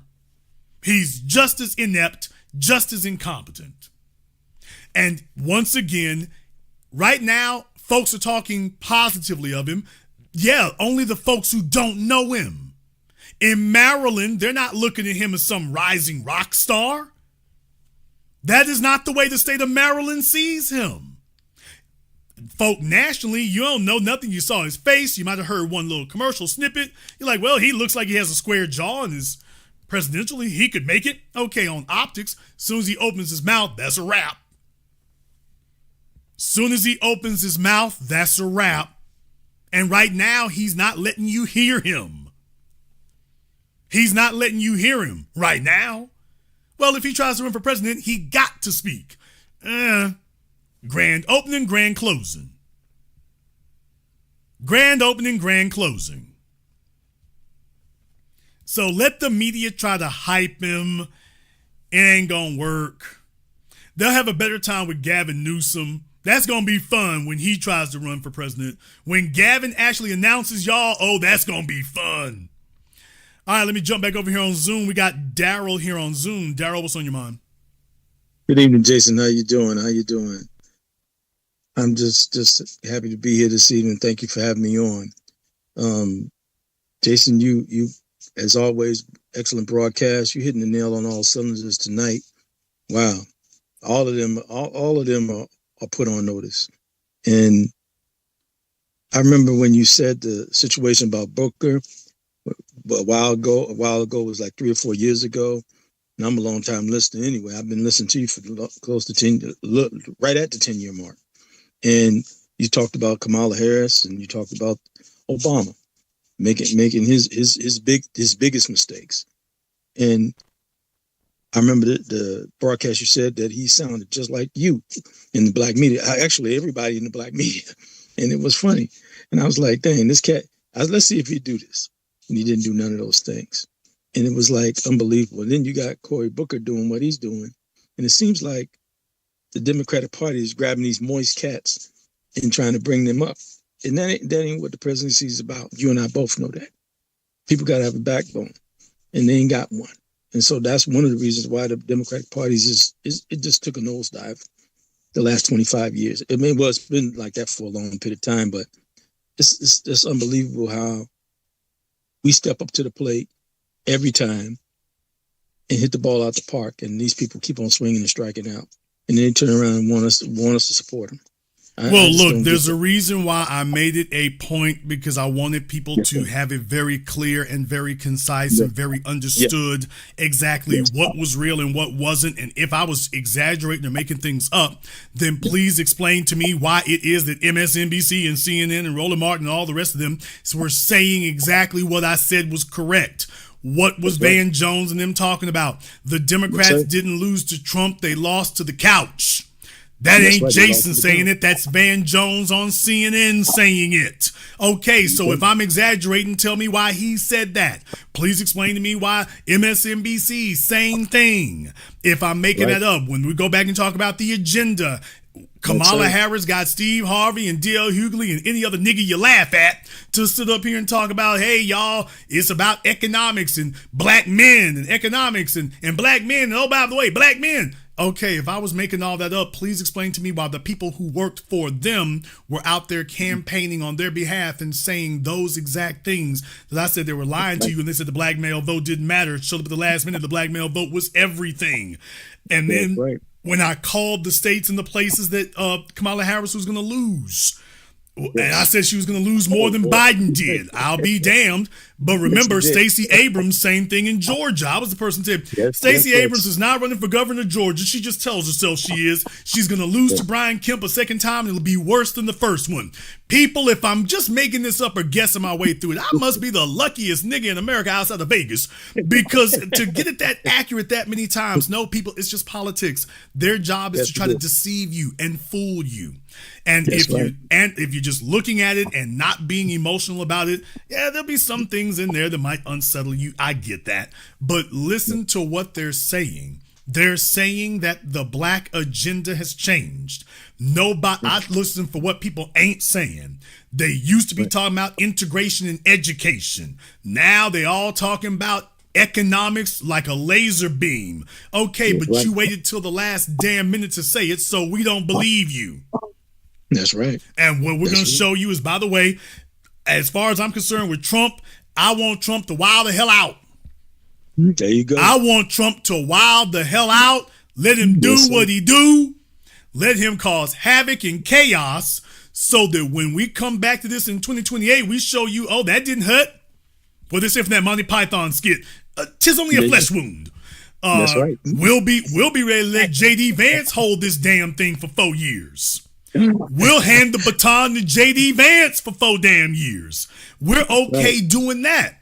You didn't think that we would give the baton to Trump, and we didn't. We'll let J.D. take it for another 4 years. How about that one? So you cannot have a credible deterrent if you are afraid to show them that you will actually let the hammer come down. We let the hammer come down once. Now the only thing is to let them know that you're not going to turn Trump into a boogeyman that gets you out of actually saying what you're going to do. We are not going to vote against Trump and Republicans. We're going to vote for our interests. Now tell us what we're going to vote for. And when you start naming everything except us, it's like, yeah, more of your nonsense. We ain't playing airball. We going home. But the economy will do what it do. The economy gonna go to hell. We black folk, it's been hell. The rest of the country now, if the economy went downhill, all that would mean is the rest of the country gonna be living like us now. We're already at the bottom. What the hell are you talking about? It get really bad then. What are you talking about then? Are they gonna come flatten our tires? They're gonna come steal our Legos? What are they going to do that they're not doing now? We're already at the bottom. The whole point of our existence here has been that we're in a perpetual depression. There you go. You take a look at the Great Depression numbers for white folk. Well, that's basically what you call the black economy. There you go. Right there. So, okay, if we ain't going to deal with that, to hell with that. Go ahead, let it ride. Let it ride. We are not going to be scared. Let it ride. And we can do this all over again in 2032 or whichever year you want to do. But we ain't going to move. So I hope you're not going to try to play a game of chicken with us, because we're not going to turn the steering wheel. And we don't need another car. There you go. I'll let you have the last word. Well, Jason, wow, all those words are so powerful, and it's the facts. Another thing, and to just put the icing on the cake right quick, they thinking that we going to do this. We're going to vote for the couch one more time. Now try that for size. Have a blessed one. Be one, family. Peace. Thank you very much for giving us a call tonight. We appreciate that. Yeah, man, this idea that you're going to get us to vote against Republicans. We ain't playing this game of voting against anybody. This is about who we voting for. What are we voting for? And furthermore, one more thing, Democrats, you better get on the damn ball and start towing the black line and start saying exactly what you're going to do for the black agenda now, because as Kamala Harris learned, if you think you're going to parachute in 2028, and 3 months before the election talk about how much you love black folks, and if we vote for y'all, the Small Business Administration gonna do this, that, and the other. If you think that's gonna work, forget about it. We're not gonna believe you. The time for you to establish your credibility is right the hell now. The time for you to establish credibility with us is not 2027 or 2028. The time for you to establish credibility with us is right now. The time for you to start offering up that bag is right now. The time for you to start articulating what we've told you and that you just sit there and nod your heads and say, yes, sir, 2 thumbs up. The time to do that is right now. You wait till the last minute, and don't be surprised when you have an unenthusiastic, unconvinced people that you're desperately trying to convince. Oh, yeah, and you thought you were going to get in a buffer class here. Trump is currently in the process of deporting them. Damn!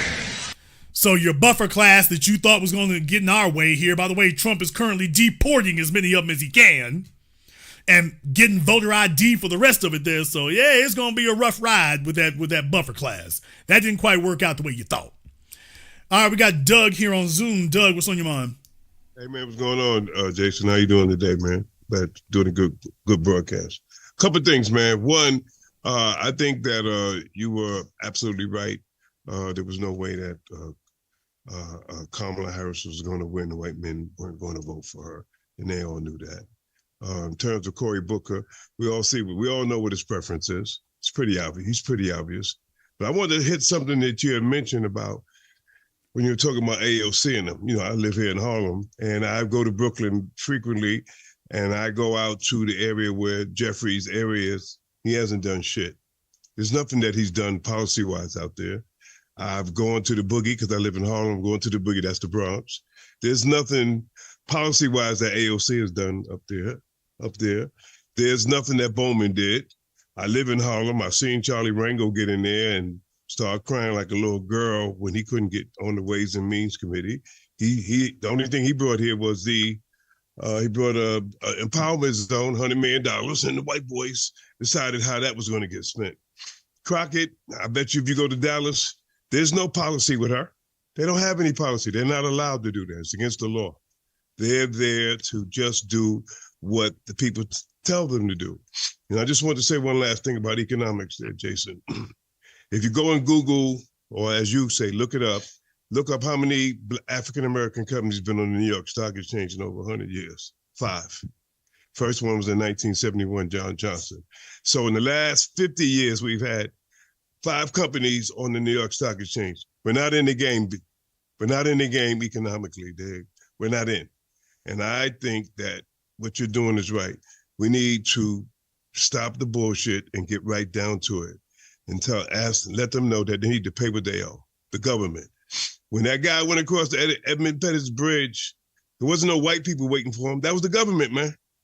The government, them white men that was working, they were working for the government. That's who was taking names and beating heads, man. The government owes, and they need to pay what they owe, man. What say you, Jason? All day, every day. And the other thing here is what they do. You know, like I say, AOC, she's another one of these meme coins. And the thing about AOC is basically, I guess in many ways, she's the spiritual heir to Bernie Sanders. Very loud, very wacky, very vocal. And the internet likes somebody who is counterculture or contrarian. You know, so you can get away with doing that because you're going against the grain. Problem, AOC doesn't play outside of New York. She doesn't play outside of that area she's in. Neither did Bernie Sanders. Even without Hillary Clinton's tampering, Bernie Sanders wasn't going nowhere, even if he had won the nomination for Democrat, which, by the way, he's not really a Democrat. He just caucuses with them. He's a socialist. He's part of the Socialist Party. But even if you had this non-Democrat become the Democrat banner, he was going to lose anyway. He wasn't on his way to winning nothing. He hasn't had more support, so he plays on the internet. He plays locally. He doesn't play beyond that. And when you have a constituency, in this case talking about young people, when you have a constituency that is more concerned with being entertained than concrete issues, it becomes bad because you get fooled into believing that these are legitimate political operatives or that they've got real power to them. AOC got shut down by one little Nancy Pelosi. Nancy Pelosi snuffed that baby out in the crib. Yep. And in case nobody noticed, all the people who helped Nancy Pelosi do it are still there. Yep. So AOC isn't going anywhere. She's not going to leapfrog the damn thing. It's not going to happen. But a bunch of desperate people on the internet are going to go for that. Bernie Sanders, brother, they haven't lived long enough to know what it's like. You and I grew up watching Ralph Nader.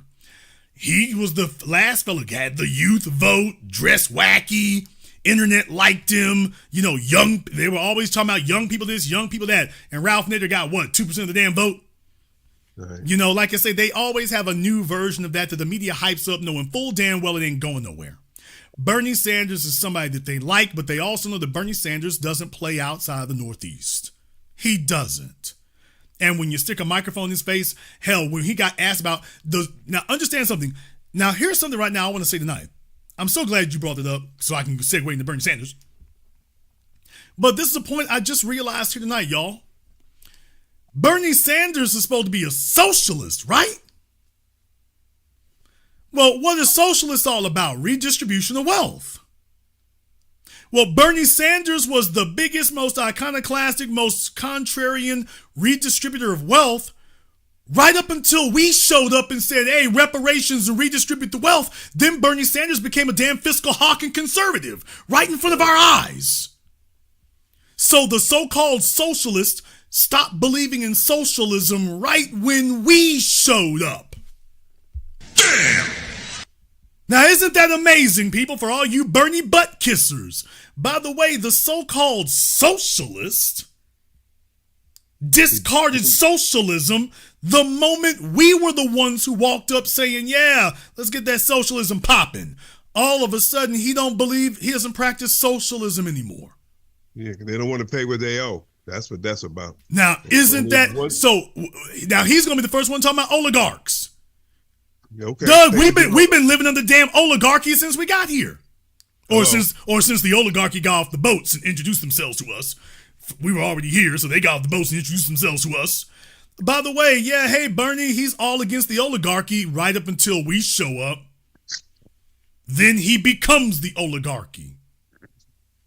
And then he's the gatekeepers for paying what you owe. All I know is this: once you start letting people, they know. Listen, first of all, they know who we are. They know our work. Don't let nobody bullshit y'all. They know who we are. They know our work. And once we tell them that they got to pay what they owe, once they say they're not going to do it, they know what's going to happen. Then they know our work. They know who we are. So we should stop playing around with them and make them pay what they owe, man. Stop playing with these guys, man, because they full of shit. They put these people up here who ain't going to bust a grape. Cory Booker, Hakeem Jeffries, you go out to Brooklyn, where his neighborhood, where he represents, he hasn't done nothing. Nothing. And AOC, you go into the Bronx is still jacked up. She hasn't done nothing. Crockett is dancing down the hallway like a minstrel. Come on, man. These people are not real. They're not allowed. They're tethers or whatever you want to call them. They're not allowed. They're not in there to do anything. They're in there to bullshit us and divert us and tell us that we aren't who we are. They know our work. Don't let them fool you. They know who we are. Thank you very much for giving us a call tonight. Yeah, I'm so glad we got reminded about that with Bernie Sanders there. Bernie Sanders, the so-called socialist, so-called wealth redistributor. And when he had a microphone put in his face by Wolf Blitzer to ask about redistributing the wealth for the only people deserving of it, Bernie Sanders all of a sudden became the biggest damn fiscal hawk conservative you ever met. Hell, I don't know nothing about that. We can't do that. We can't afford that. Furthermore, and you don't need it. Okay. So much for your socialist. But then again, I've been teaching you this now for decades. Democrat, conservative, socialist, communist, these were terms that were not made by you and not made for you. These are terms that the dominant society puts on and takes off like a jacket. These are all these things, as far as they're concerned, all these things are just euphemisms for white supremacy, and that's it. Isn't it amazing? You never find anybody who goes against the grain of that. No matter what they call their socioeconomic system, it's always ruled from a position of white supremacy. As soon as you show up, all of a sudden, every side of it looks the same. Thank you, Brother Neely Fuller. Rest in power. They always take both sides of the argument. Well, I'll be damned. The so-called socialist Bernie Sanders sounds just like the Republican Ron DeSantis.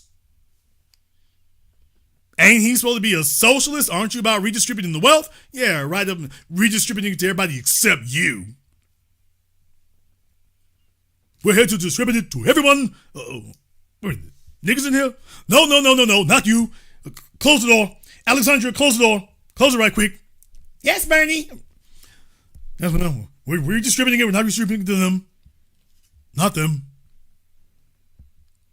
Close the blinds. Alexandra, close the blinds. I see one of them peeking up under it. Close the blinds. So yeah, this is what happens when you're dealing with them folk right there. And this is why we have to keep record of it. And Jason, why did you just go through that exercise? Because some of you will meet some misguided young person who doesn't know any better. And let me explain to you why they don't know any better.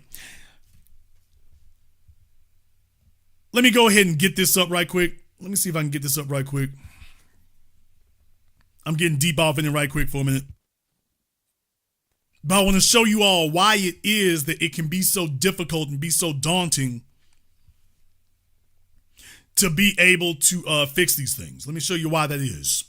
I posted something on my Twitter page for those of you who follow me on Twitter. And if you're not, you should be. The Foundational Black Authority. Thank you, Fat Joe. What? Yes, sir. The Foundational Black Authority. Very, very glad for that. And I wanted to show y'all this right here from Real Clear Investigations. You can go Google this and look it up for yourselves. Real Clear Investigations had talked about this. They had talked about this, and I was like, you know what? That's really, really important to have. That's real damn important to have, because when you go back over these things and look at them, you start finding stuff. You start finding stuff. And let me show you one of the things that I found. If you follow me on Twitter, you already saw this. Well, take a look at this. Well, you want to know why it is that you have so many confused or deceived young people? This came out. Now, this is new. Revealed pro-Kamala social media millions that couldn't sync brat with Democrat. But wait till you hear what they say here.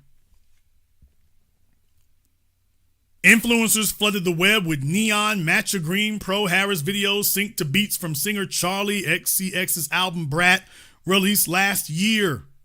Social media pages bubbled with memes celebrating Harris as the voice of queer and black youth, in contrast with the Republican agenda of white supremacy.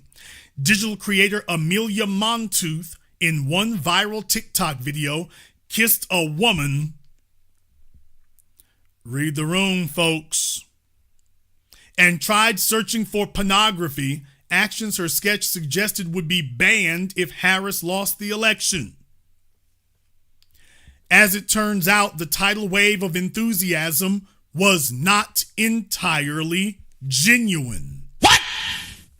Much of the content, including Montooth's videos, was quietly funded by an elusive group of Democratic billionaires. Not millionaires, folks, billionaires. Listen to this. Much of the content, including Montooth's videos. So if you all know Amelia Montooth, by the way, she got the bag. And then you find out Roland Martin got one, and I'll be damned, they're passing the bag to everybody except us. They're cutting the check to everyone except us. Okay. Well, Much of the content, including Montu's videos, was quietly funded by an elusive group of Democratic billionaires and major donors in an arrangement designed to conceal the payments from voters. Real Clear investigations obtained internal documents and WhatsApp messages from Democratic strategists behind the influencer campaign. Oh, folks is snitching and telling, y'all. Folks is snitching and telling. Now, listen, this is a group called Way to Win. Now, here's the real boogeyman here. There's a group called Way to Win. One of the major donors behind the effort spent more than $9.1 million on social media influencers during the 2024 presidential election, payments revealed here for the first time. The amount was touted in a document circulated after the election detailing the organization's accomplishments. The effort supported over 550 content creators. Damn! Y'all get that?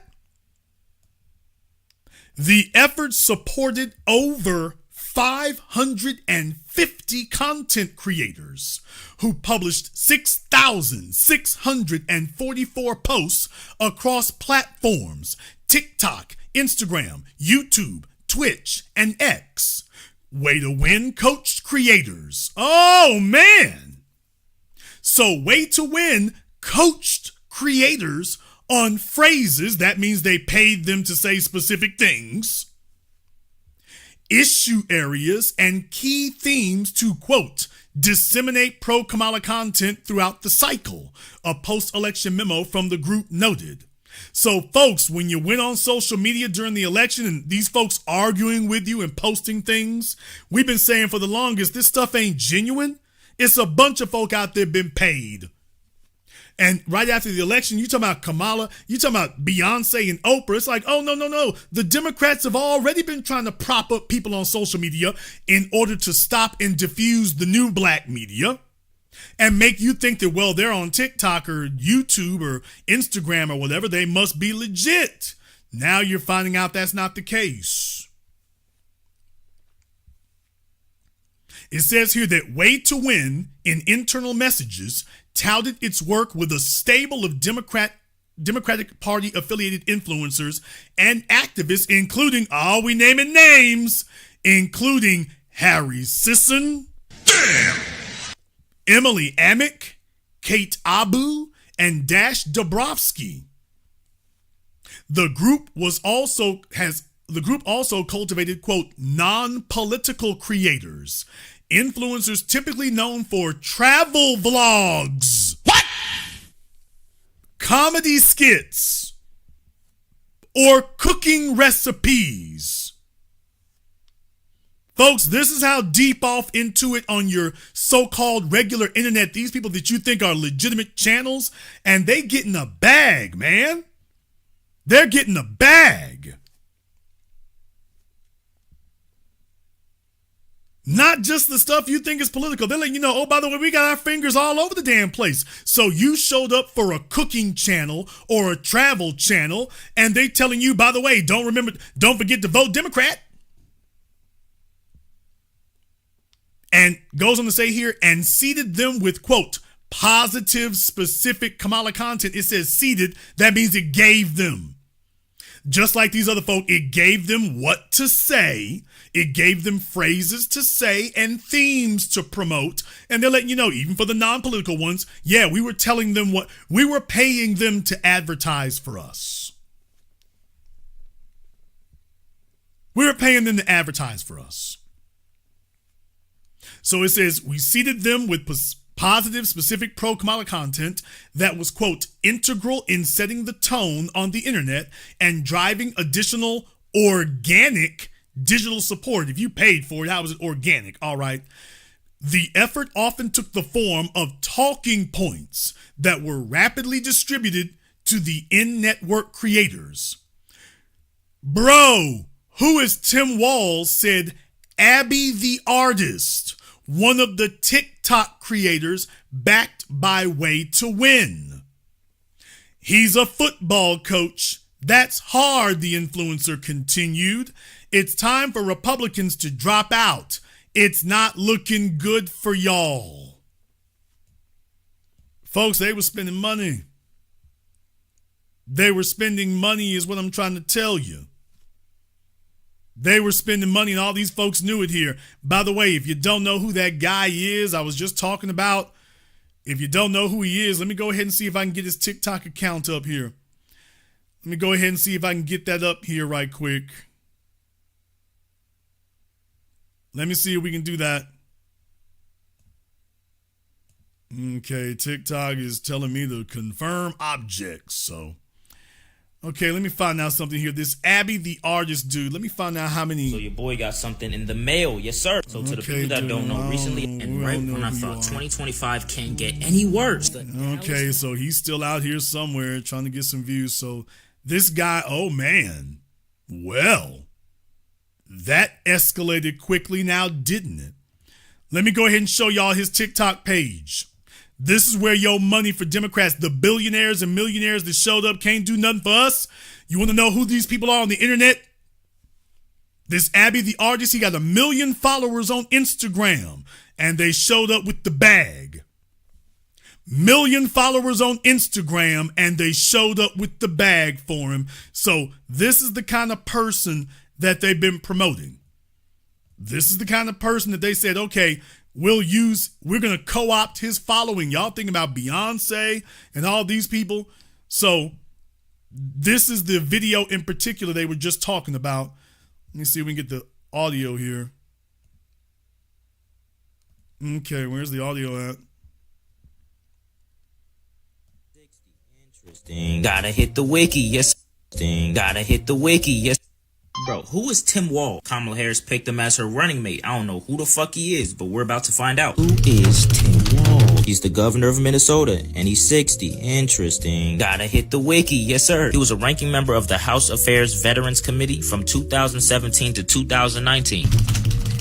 Walls retired from the Minnesota Army National Guard 1st Battalion 125th Field Artillery in 2005 after more than 24 years of service. Military record under scrutiny, oh boy. So some people, aka JD Vance in particular, he said Tim left the National Guard so he wouldn't get deployed to Iraq. This is coming from the literal National Guard. The Minnesota Army National Guard told CBS News that Walls retired on May 16, 2005. Tim Wall's battalion, the 1st Battalion, received an alert order for mobilization to Iraq on July 14th, 2005. So that's 2 months after he retired. So Buddy was already out of here before anybody knew they were going to Iraq. So JD is capping. That's tough. Research goes a long way, folks. I also found out he was a teacher and a football coach. Now that's hard. JD studied at Yale. And I gotta tell you, I can't wait to debate the guy. That is, if he's willing to get off the couch and show up. Oh, JD's cooked. Oh, he's cooked. Motherfuckers were saying JD likes to have his way with couches, and he wrote a book about it. Freaky body ass. This man said if he gets up off the... That is, if he's willing to get off the couch and show up. Oh, JD's cooked. Oh, he's cooked. Motherfuckers were saying JD likes to have his way with couches, and he wrote a book about it. Freaky body ass. This man said if he gets... Yeah, folks, that's your grassroots support right there. That's your grassroots support. There it is. That's your grassroots support, man. There it goes. There it goes. So in case anybody was wondering, that's where your money went. That's where the money went. And he was just one of them. He was just one of them where the money went, y'all. He was just one. Says here, in a series of internal presentations about the influencer campaign, Way to Win emphasized its data-driven approach. Quote, we know what messaging works. What? Folks, they think that what you all just saw, they feel like that was messaging that works. Do you hear me? There's a whole bunch of people out there, white consultants, who basically use this as a cash grab so that the wealthy white donors were just throwing money around. Whole bunch of folk claim they knew what they were doing. That what y'all just heard, that to them, they said that was what they set up. And they said, we know what messaging works. So what you just heard, they said that's the messaging that works. We know what messaging works, noted Liz Jaff, a branding strategist working with Way to Win during a call with donors last year. She touted the use of by the way, this is another white woman who's in charge of promotion and marketing and communications for the Democrats. So apparently they were like, when they mean minorities, they just mean white women. During a call with donors last year, she touted the use of an AI-based focus group tool developed by Future Forward, the Harris campaign's primary super PAC. Remember that white woman I just told you who was running Future Forward that Roland Martin was complaining about because they paid everybody except him. Well, they paid him, they just didn't pay him enough. Jaff also explained the process for developing talking points that could be inserted into organic appearing messages and posts on social media. Notice the term organic appearing. So it's meant to look organic when in reality, they done paid folk. Quote, we then convey that to influencers who take that into their own words, continued Jaff. We then test those videos and see what needs to be boosted. She added, referencing paid media efforts to amplify specific TikTok videos or favored streamers. So, folks, we can't get that. You got political parties with millionaires and billionaires putting money, as she said, that we're going to take folk online and amplify them. So basically, they're talking about paying to boost posts in the algorithm, paying to boost things. So as long as you kissing the right asses, the Democrats will throw a bag, as long as it benefits them. So this is the reason why when we say, hey, we don't get the resources they get. How could we? We ain't gonna do what they do. The lofty promises of message mastery, however, often fell short. Lie. Way to Win directly financed a series of clunky YouTube shows and liberal identity politics-oriented social media skits designed to bring voters out to support the Harris campaign and Democrats more broadly. There's little evidence that such measures moved any significant numbers of voters during an election in which Democrats lost historic levels of support from key constituency groups. The youth vote, Latinos, and black men swung significantly to Donald Trump last year, upending decades of voting patterns. The word that Jason Black used numerously through tonight's program, talking to Brother Elijah about the pattern, people. And what scares them is the pattern has formed over the course of the last 15 years, and it points in only one direction, and it don't look good. Lana or Ileana Glazer, a comedian who starred in the Comedy Central show Broad City, received Way to Win funding for a series of election videos called Microdosing Democracy, in which she half-heartedly endorsed Harris as she lighted a marijuana. Okay. All right, let me take a brief sidebar here just to check something out. Brief sidebar. Okay, let's see who we're talking about here. Okay, I don't want to do too much on this because I don't want to show too much, but let's see. Okay, here's the person in particular here that they're referring to. This is her. So this is her, and they felt like we needed somebody to sell some dope to us. So this is what they put their money behind, folks. 2,200 likes. Damn! This is what they put their money behind.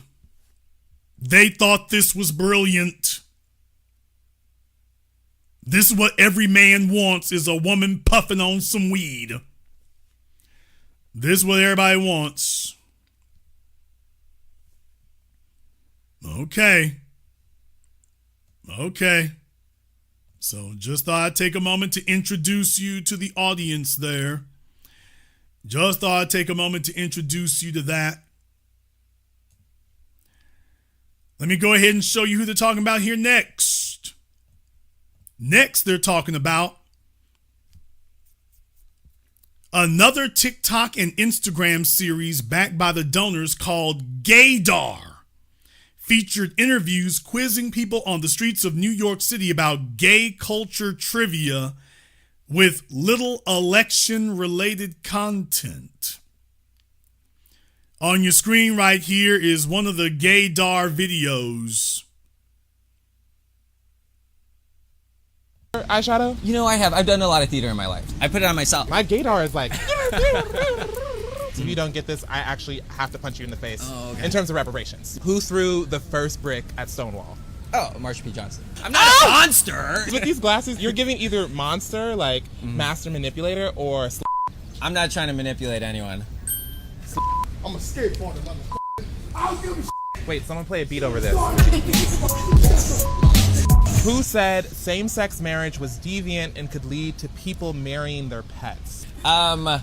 This person is third in line for the presidency. Mike Johnson? Mike Johnson said that. People are out there marrying otters and bears. What exactly do you think you are? I've been told I fit the twink mold pretty well. Yeah. You? A twink? No! If I had to guess. Folks, the Democrat Party's friends paid for that. Not only did they pay for that, they researched it and said, this is the winning message, people. They strategized to come up with that. How much money did they pay these white women? This is one big ass money laundering scheme. All these white women, this is basically money laundering. They're telling you that they researched and calculated and strategized, and that was what they came up with. They were proud of themselves. They said, we know how to win. We know the messaging that works.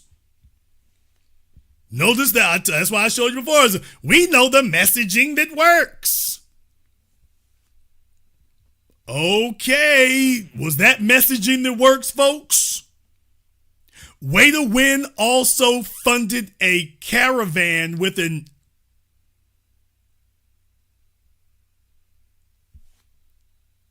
inflatable IUD.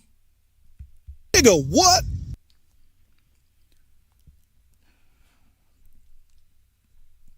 Way to Win also funded a caravan. A caravan. Not a truck. A caravan. With an inflatable IUD to Philadelphia, Washington, D.C., Raleigh, St. Louis, and other locations. I would ask if they're on drugs, but we can obviously see they're on drugs. I mean, they're bragging about their drug use, so if you want to know, it's like, you got to be stoned to come up with something like that. Yes, they were toking and smoking on their way. They thought they were brilliant. They thought they were brilliant. You know, we really need...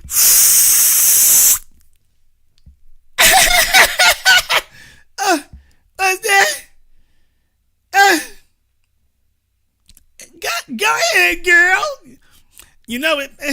What we really need... Hold on a minute. Let me get my drink. Go ahead. What is that? We don't need no ads. And y'all wasting money on ads. Like...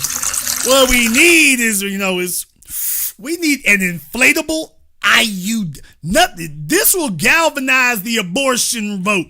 An inflatable IUD. First of all, where did you buy the inflatable IUD?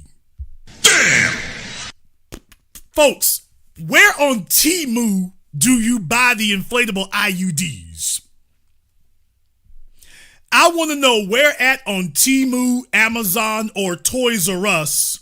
Where at Party City do they have the inflatable IUDs? Cause next Halloween gonna be lit for real. Oh, next Halloween gonna be lit for real. Where do they sell the inflatable? Because you got your kids who do the spacewalk, you know. You got the kids doing the spacewalking thing. I'm like, okay, where's the inflatable IUD at? What kind of air pump do you got to use to blow that thing up? How long does it last? What's the warranty? So I just want to know what department of Temu that you can get the inflatable IUDs from. I asking for a friend. Asking for a friend, because next Halloween gonna be lit. Oh, believe me.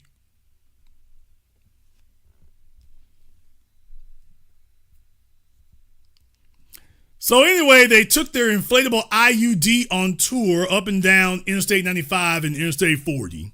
The tour, which featured content creators producing posts along the way, was designed to bring attention to claims that Trump would ban contraceptive devices. In an apparent attempt to boost Harris's support among black men, oh hell, Way to Win directly funded a series of YouTube-style talk shows called Watering Hole Media. What in the Andrew Gillum? Damn! Watering Hole Media? Y'all, what in the soggy moist Andrew Gillum is this? What in the hell? Somebody paid big money for these ideas. Oh man, somebody paid big money to get ideas like $9 million to come up with ideas like this. Literally all of you up in here could have saved them a grip and gotten them some votes. Quote, I heard a brother say to me, man, I don't know. I didn't know I was going to be excited when Kamala was selected, said Jeff Johnson, a managing director with the lobbying firm Actum, which rhymes with what? Never mind. Let me stop here because I'm like, wasn't the Andrew Gillum? I'm like, okay, now the place called Act. What is going on here? What is going on? What in the trans bathroom break is going on here with the Democrats, y'all? What is happening? Who is making these decisions? I'm genuinely astounded. I'm genuinely dumbfounded. Who is making these decisions with a straight face? Who's making these decisions with a straight face? They think they're brilliant. I'm like, are you reading this? Jeff Johnson, a managing director with the firm Actum LLC, who worked as a host for the Watering Hole Media series Tap In. Quote, one brother said, I'm not even fully sure why, continued Johnson. No, seriously, he said, when I look at her, though, she reminds me of my aunt. And I said, so there is this communal piece. People. These are their strategists, man. Oh, I got to go see this. Let me take a brief look, y'all. I got to go see this. Oh, man. Let me go ahead and get this up here right quick. Oh, boy. Man, y'all don't. Hello, everybody. Man, look here, y'all. Y'all are going to be mad at me for...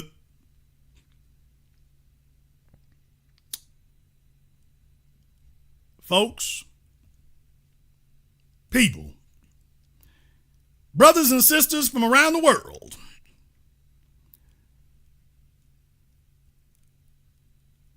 I'm going to introduce you to Watering Hole Media. And previously, it may have seemed like Jason was just going overboard with his jokes. Jason, how do you even know that? You always making assumptions. How do you know that just because the name of the company rhymed with, just because Actum rhymes with, and just because Watering Hole, what that got to do with Andrew Gillum? Folks, this is Watering Hole Media. on your screen right here. This is Watering Hole Media. This is them. Oh yeah, this video has the mammoth view count of 147 views. What?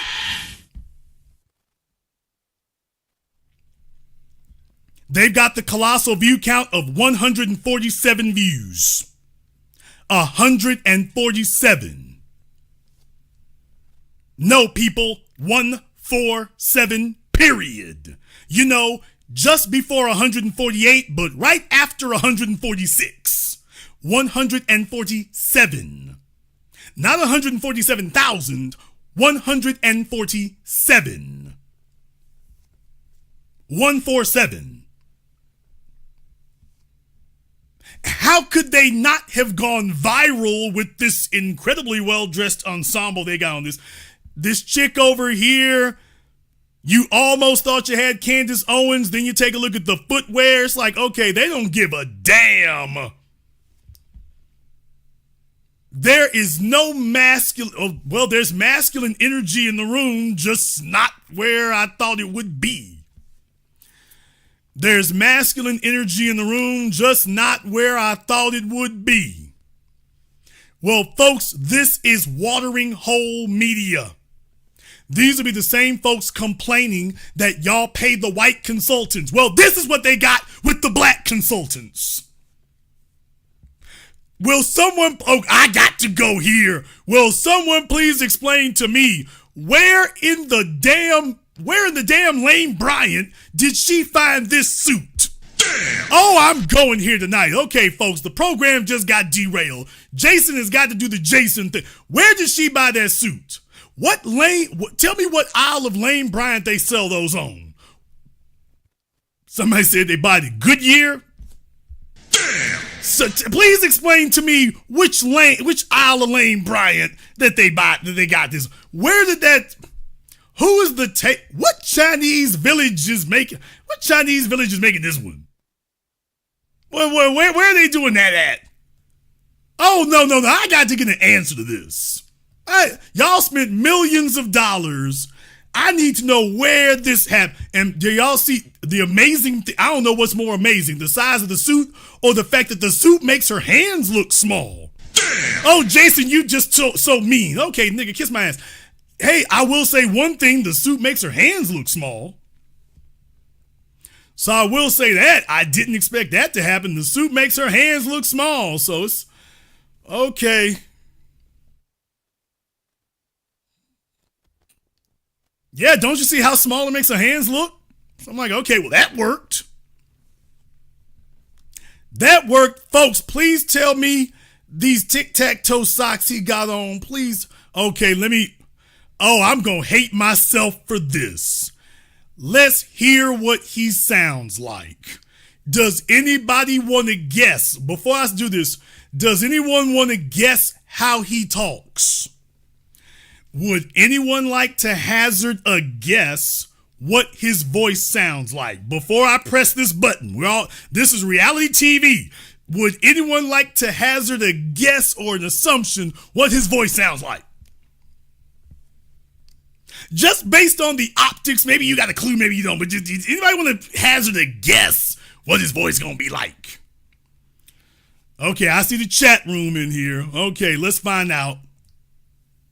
This week, because the joy piece has been clear, but the fighter piece has been clear too, and I don't want people to believe that she can't walk in the duality of that. That's right. Yes, the duality of y'all. That foot.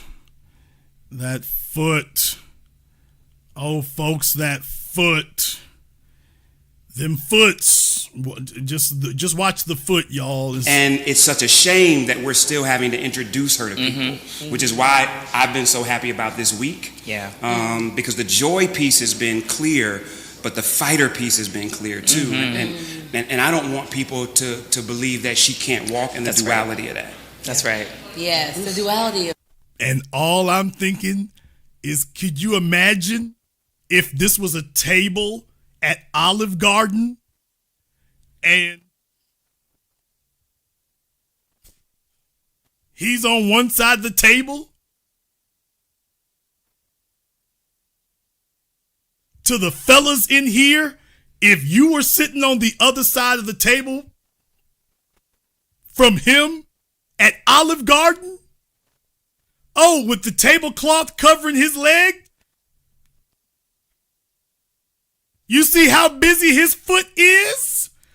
Oh.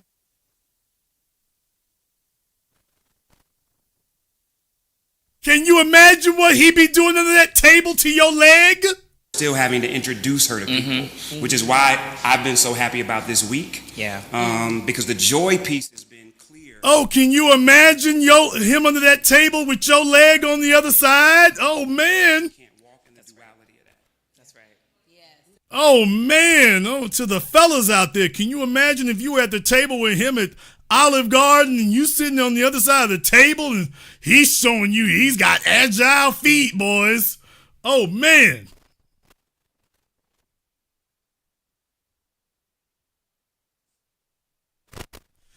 All right. Jason, why did your mind go there? I don't know. I don't know at all. I don't see how. I don't know why my mind would go there.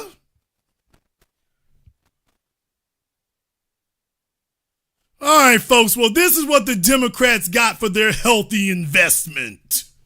A bunch of neon pantsuits, people of questionable origins and tastes and preferences. I mean, it's just the whole thing. But she looking like Jimmy Not So Superfly Snooker. It's just, the women wearing skirts and tennis shoes. He wearing dress shoes and the women's wearing skirts and tennis shoes. These are the kind of chicks who run up on you talking about you cisgender men. You know full well that's all the energy you gonna get from them. You cisgender men. The problem is you cisgender men. You and your sexual norms and you cisgender men and your societal constructs. Okay, so I'm not okay unless I'm gonna sit across the damn table from Dapper Dan while he wiggles his feet.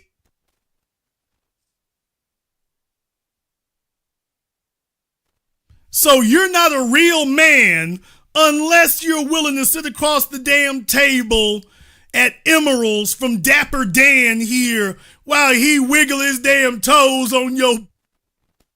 Man, let me stop.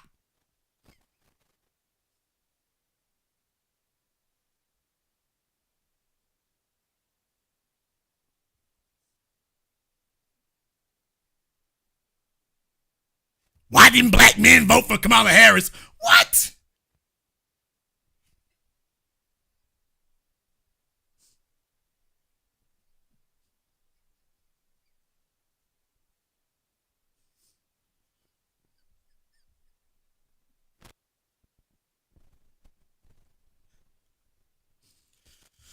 All right. Jason, there's something wrong with you. Why would you assume that? Andrew Gillum, Actum, what's that got to do with any damn thing? Okay, so I'm just making it up, right? I'm just making it up. And by the way, you'd have to be at a whole different damn table from this nigga. He got long legs. Damn. What? Damn. And deal with it, nigga.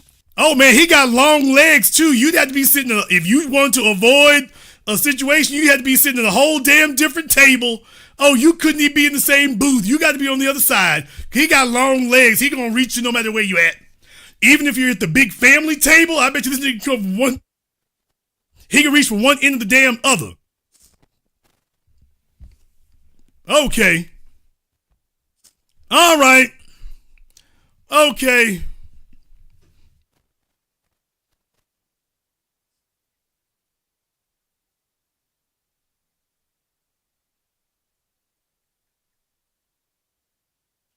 Man, that foot come up under that tablecloth.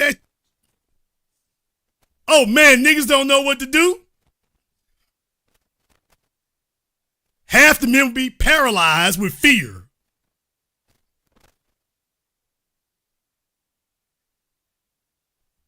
You know, like Jaws? Oh, damn. You know, like Jaws? Yeah, man, that foot come poking up off the end of the table, under the damn table cloth. Dun. Dun. Dun, dun, dun, dun, dun, dun, dun, dun. Man, look here.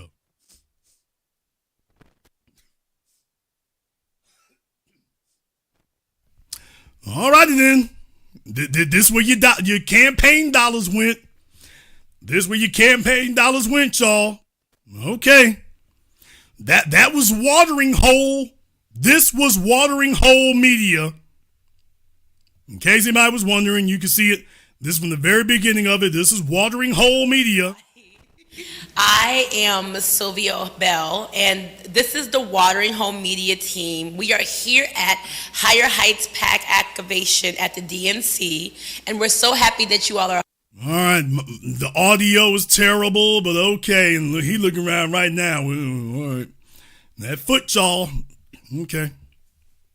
But Jason is the problem. Remember that. Please remember that Jason is the problem. The problem is not what you see on your screen. The problem is not what you just heard. The problem is not what you just saw. The problem is Jason. Just remember that.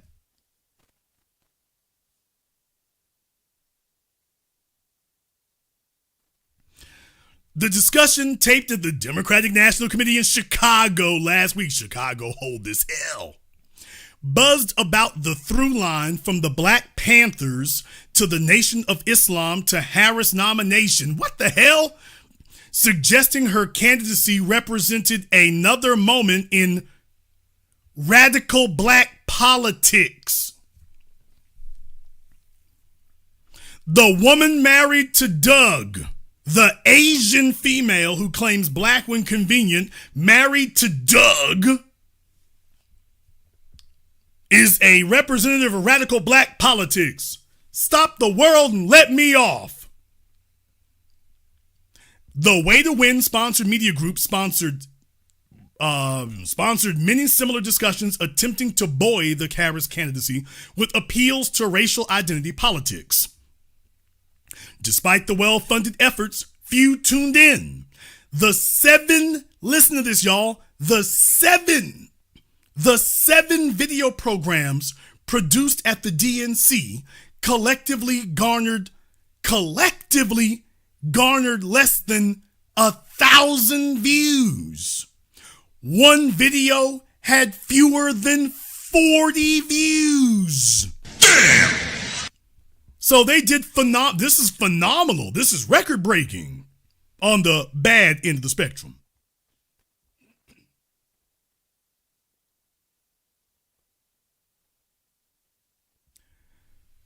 Questions have mounted over the campaign spending decisions from Harris and her supporting organizations. Sorry, I keep trying to clear my throat over here. I'm trying to let y'all hear that. The Harris campaign, pollen is beating me to death. The Harris campaign and her super PAC spent over $1.5 billion in the last months of the campaign, with much of the money flowing to consultants and media advertising. Alex Cooper, hello, Call Me Daddy, who hosted Harris for an interview on her Call Me Daddy podcast, was baffled about why the campaign spent about $100,000 on a cardboard temporary studio set that wasn't that nice. Others have raised similar concerns about payments to Oprah Winfrey's production firm. So this is a screenshot from Call Me Daddy, and they spent $100,000 for this. Or at least that's what they claim they spent. So if you want to know why it is on the internet that things seem so damn wacky, y'all, they're paying people to counter program against us. They are paying people big money to counter program against us. That's the bad news. Here's the good news. This is the level of incompetency that we're up against. This is the level of expertise that they bringing up in here, folks. And I'm just like, oh, hell, Trump is going to be on his 12th term as president if this is the best you all can do. If this is the best you all can do, Trump going to be on his 12th term as president. They're going to be bringing him out on an iron lung. If these are the caliber of operatives that you're able to assemble. with a mighty, mighty view count of 147, although after I watch tonight, it's probably going to be 148. Damn! So if you wonder why the Democrats seem to be so cocky about things and this serial silliness and why in the hell can't they get it together, this is the opposition. This is who they think is going to turn it around before 2026. Okay, we'll see. We'll see. I'm not optimistic, but we'll see. It's going to be a crazy 4 years, and it's already started. We're going to go ahead and wrap things up here tonight. I would like to go ahead and thank everyone, and I do mean everybody who's contributed to a nice program on PayPal, Super Chat, Venmo. Shout out here to Carletta. Thank you very much for your support, ma'am. We appreciate that. Marcus, Cameron, Muffy. All right, Muffy, Alamo. And the beat goes on. Chris King and everybody else here who's contributed to a nice program. We appreciate that. If you are new here to the Black Channel, welcome to the Haven of Intelligent Black Thought. We do this every weekend, holidays, some days in between. Click that red subscribe button. Click that yellow notification bell. Join us each and every time that we're here. If you haven't been to our website, blackchannelfilms.com, check out our groundbreaking best-selling documentary work, 7 a.m., Gentrified, Race War, 8 a.m., folks, 8 a.m. I am sitting here right now as we speak. That is the sound of the DVD proofs for my Blu-ray. Those just came in today, as a matter of fact. We have finally gotten the DVD Blu-ray authored. I'm checking over that to make sure everything is correct. If I sign off on it this weekend, we'll go ahead and get the mass production started here Monday. This Blu-ray experiment has been a hell of a thing. Let me tell you, next time I'm going to do an audio commentary because this has been a hell of a journey to put this on Blu-ray, but I felt like it was time. So maybe it'll go easier next time if there's a next time. So 8 a.m. coming. Thank you so much for your patience. Yes, we're still working on it. It's a Herculean effort, but we're still doing it. I'd like to thank all of you for tuning in to tonight's program, live or recorded. Thank you all for liking, subscribing, and sharing. And this concludes tonight's broadcast of the Black Channel. I am your host, your brother, your humble servant, the Black Authority. And until next time, my brothers and my sisters from around the world, remember, black is the future, and the future is uncompromising.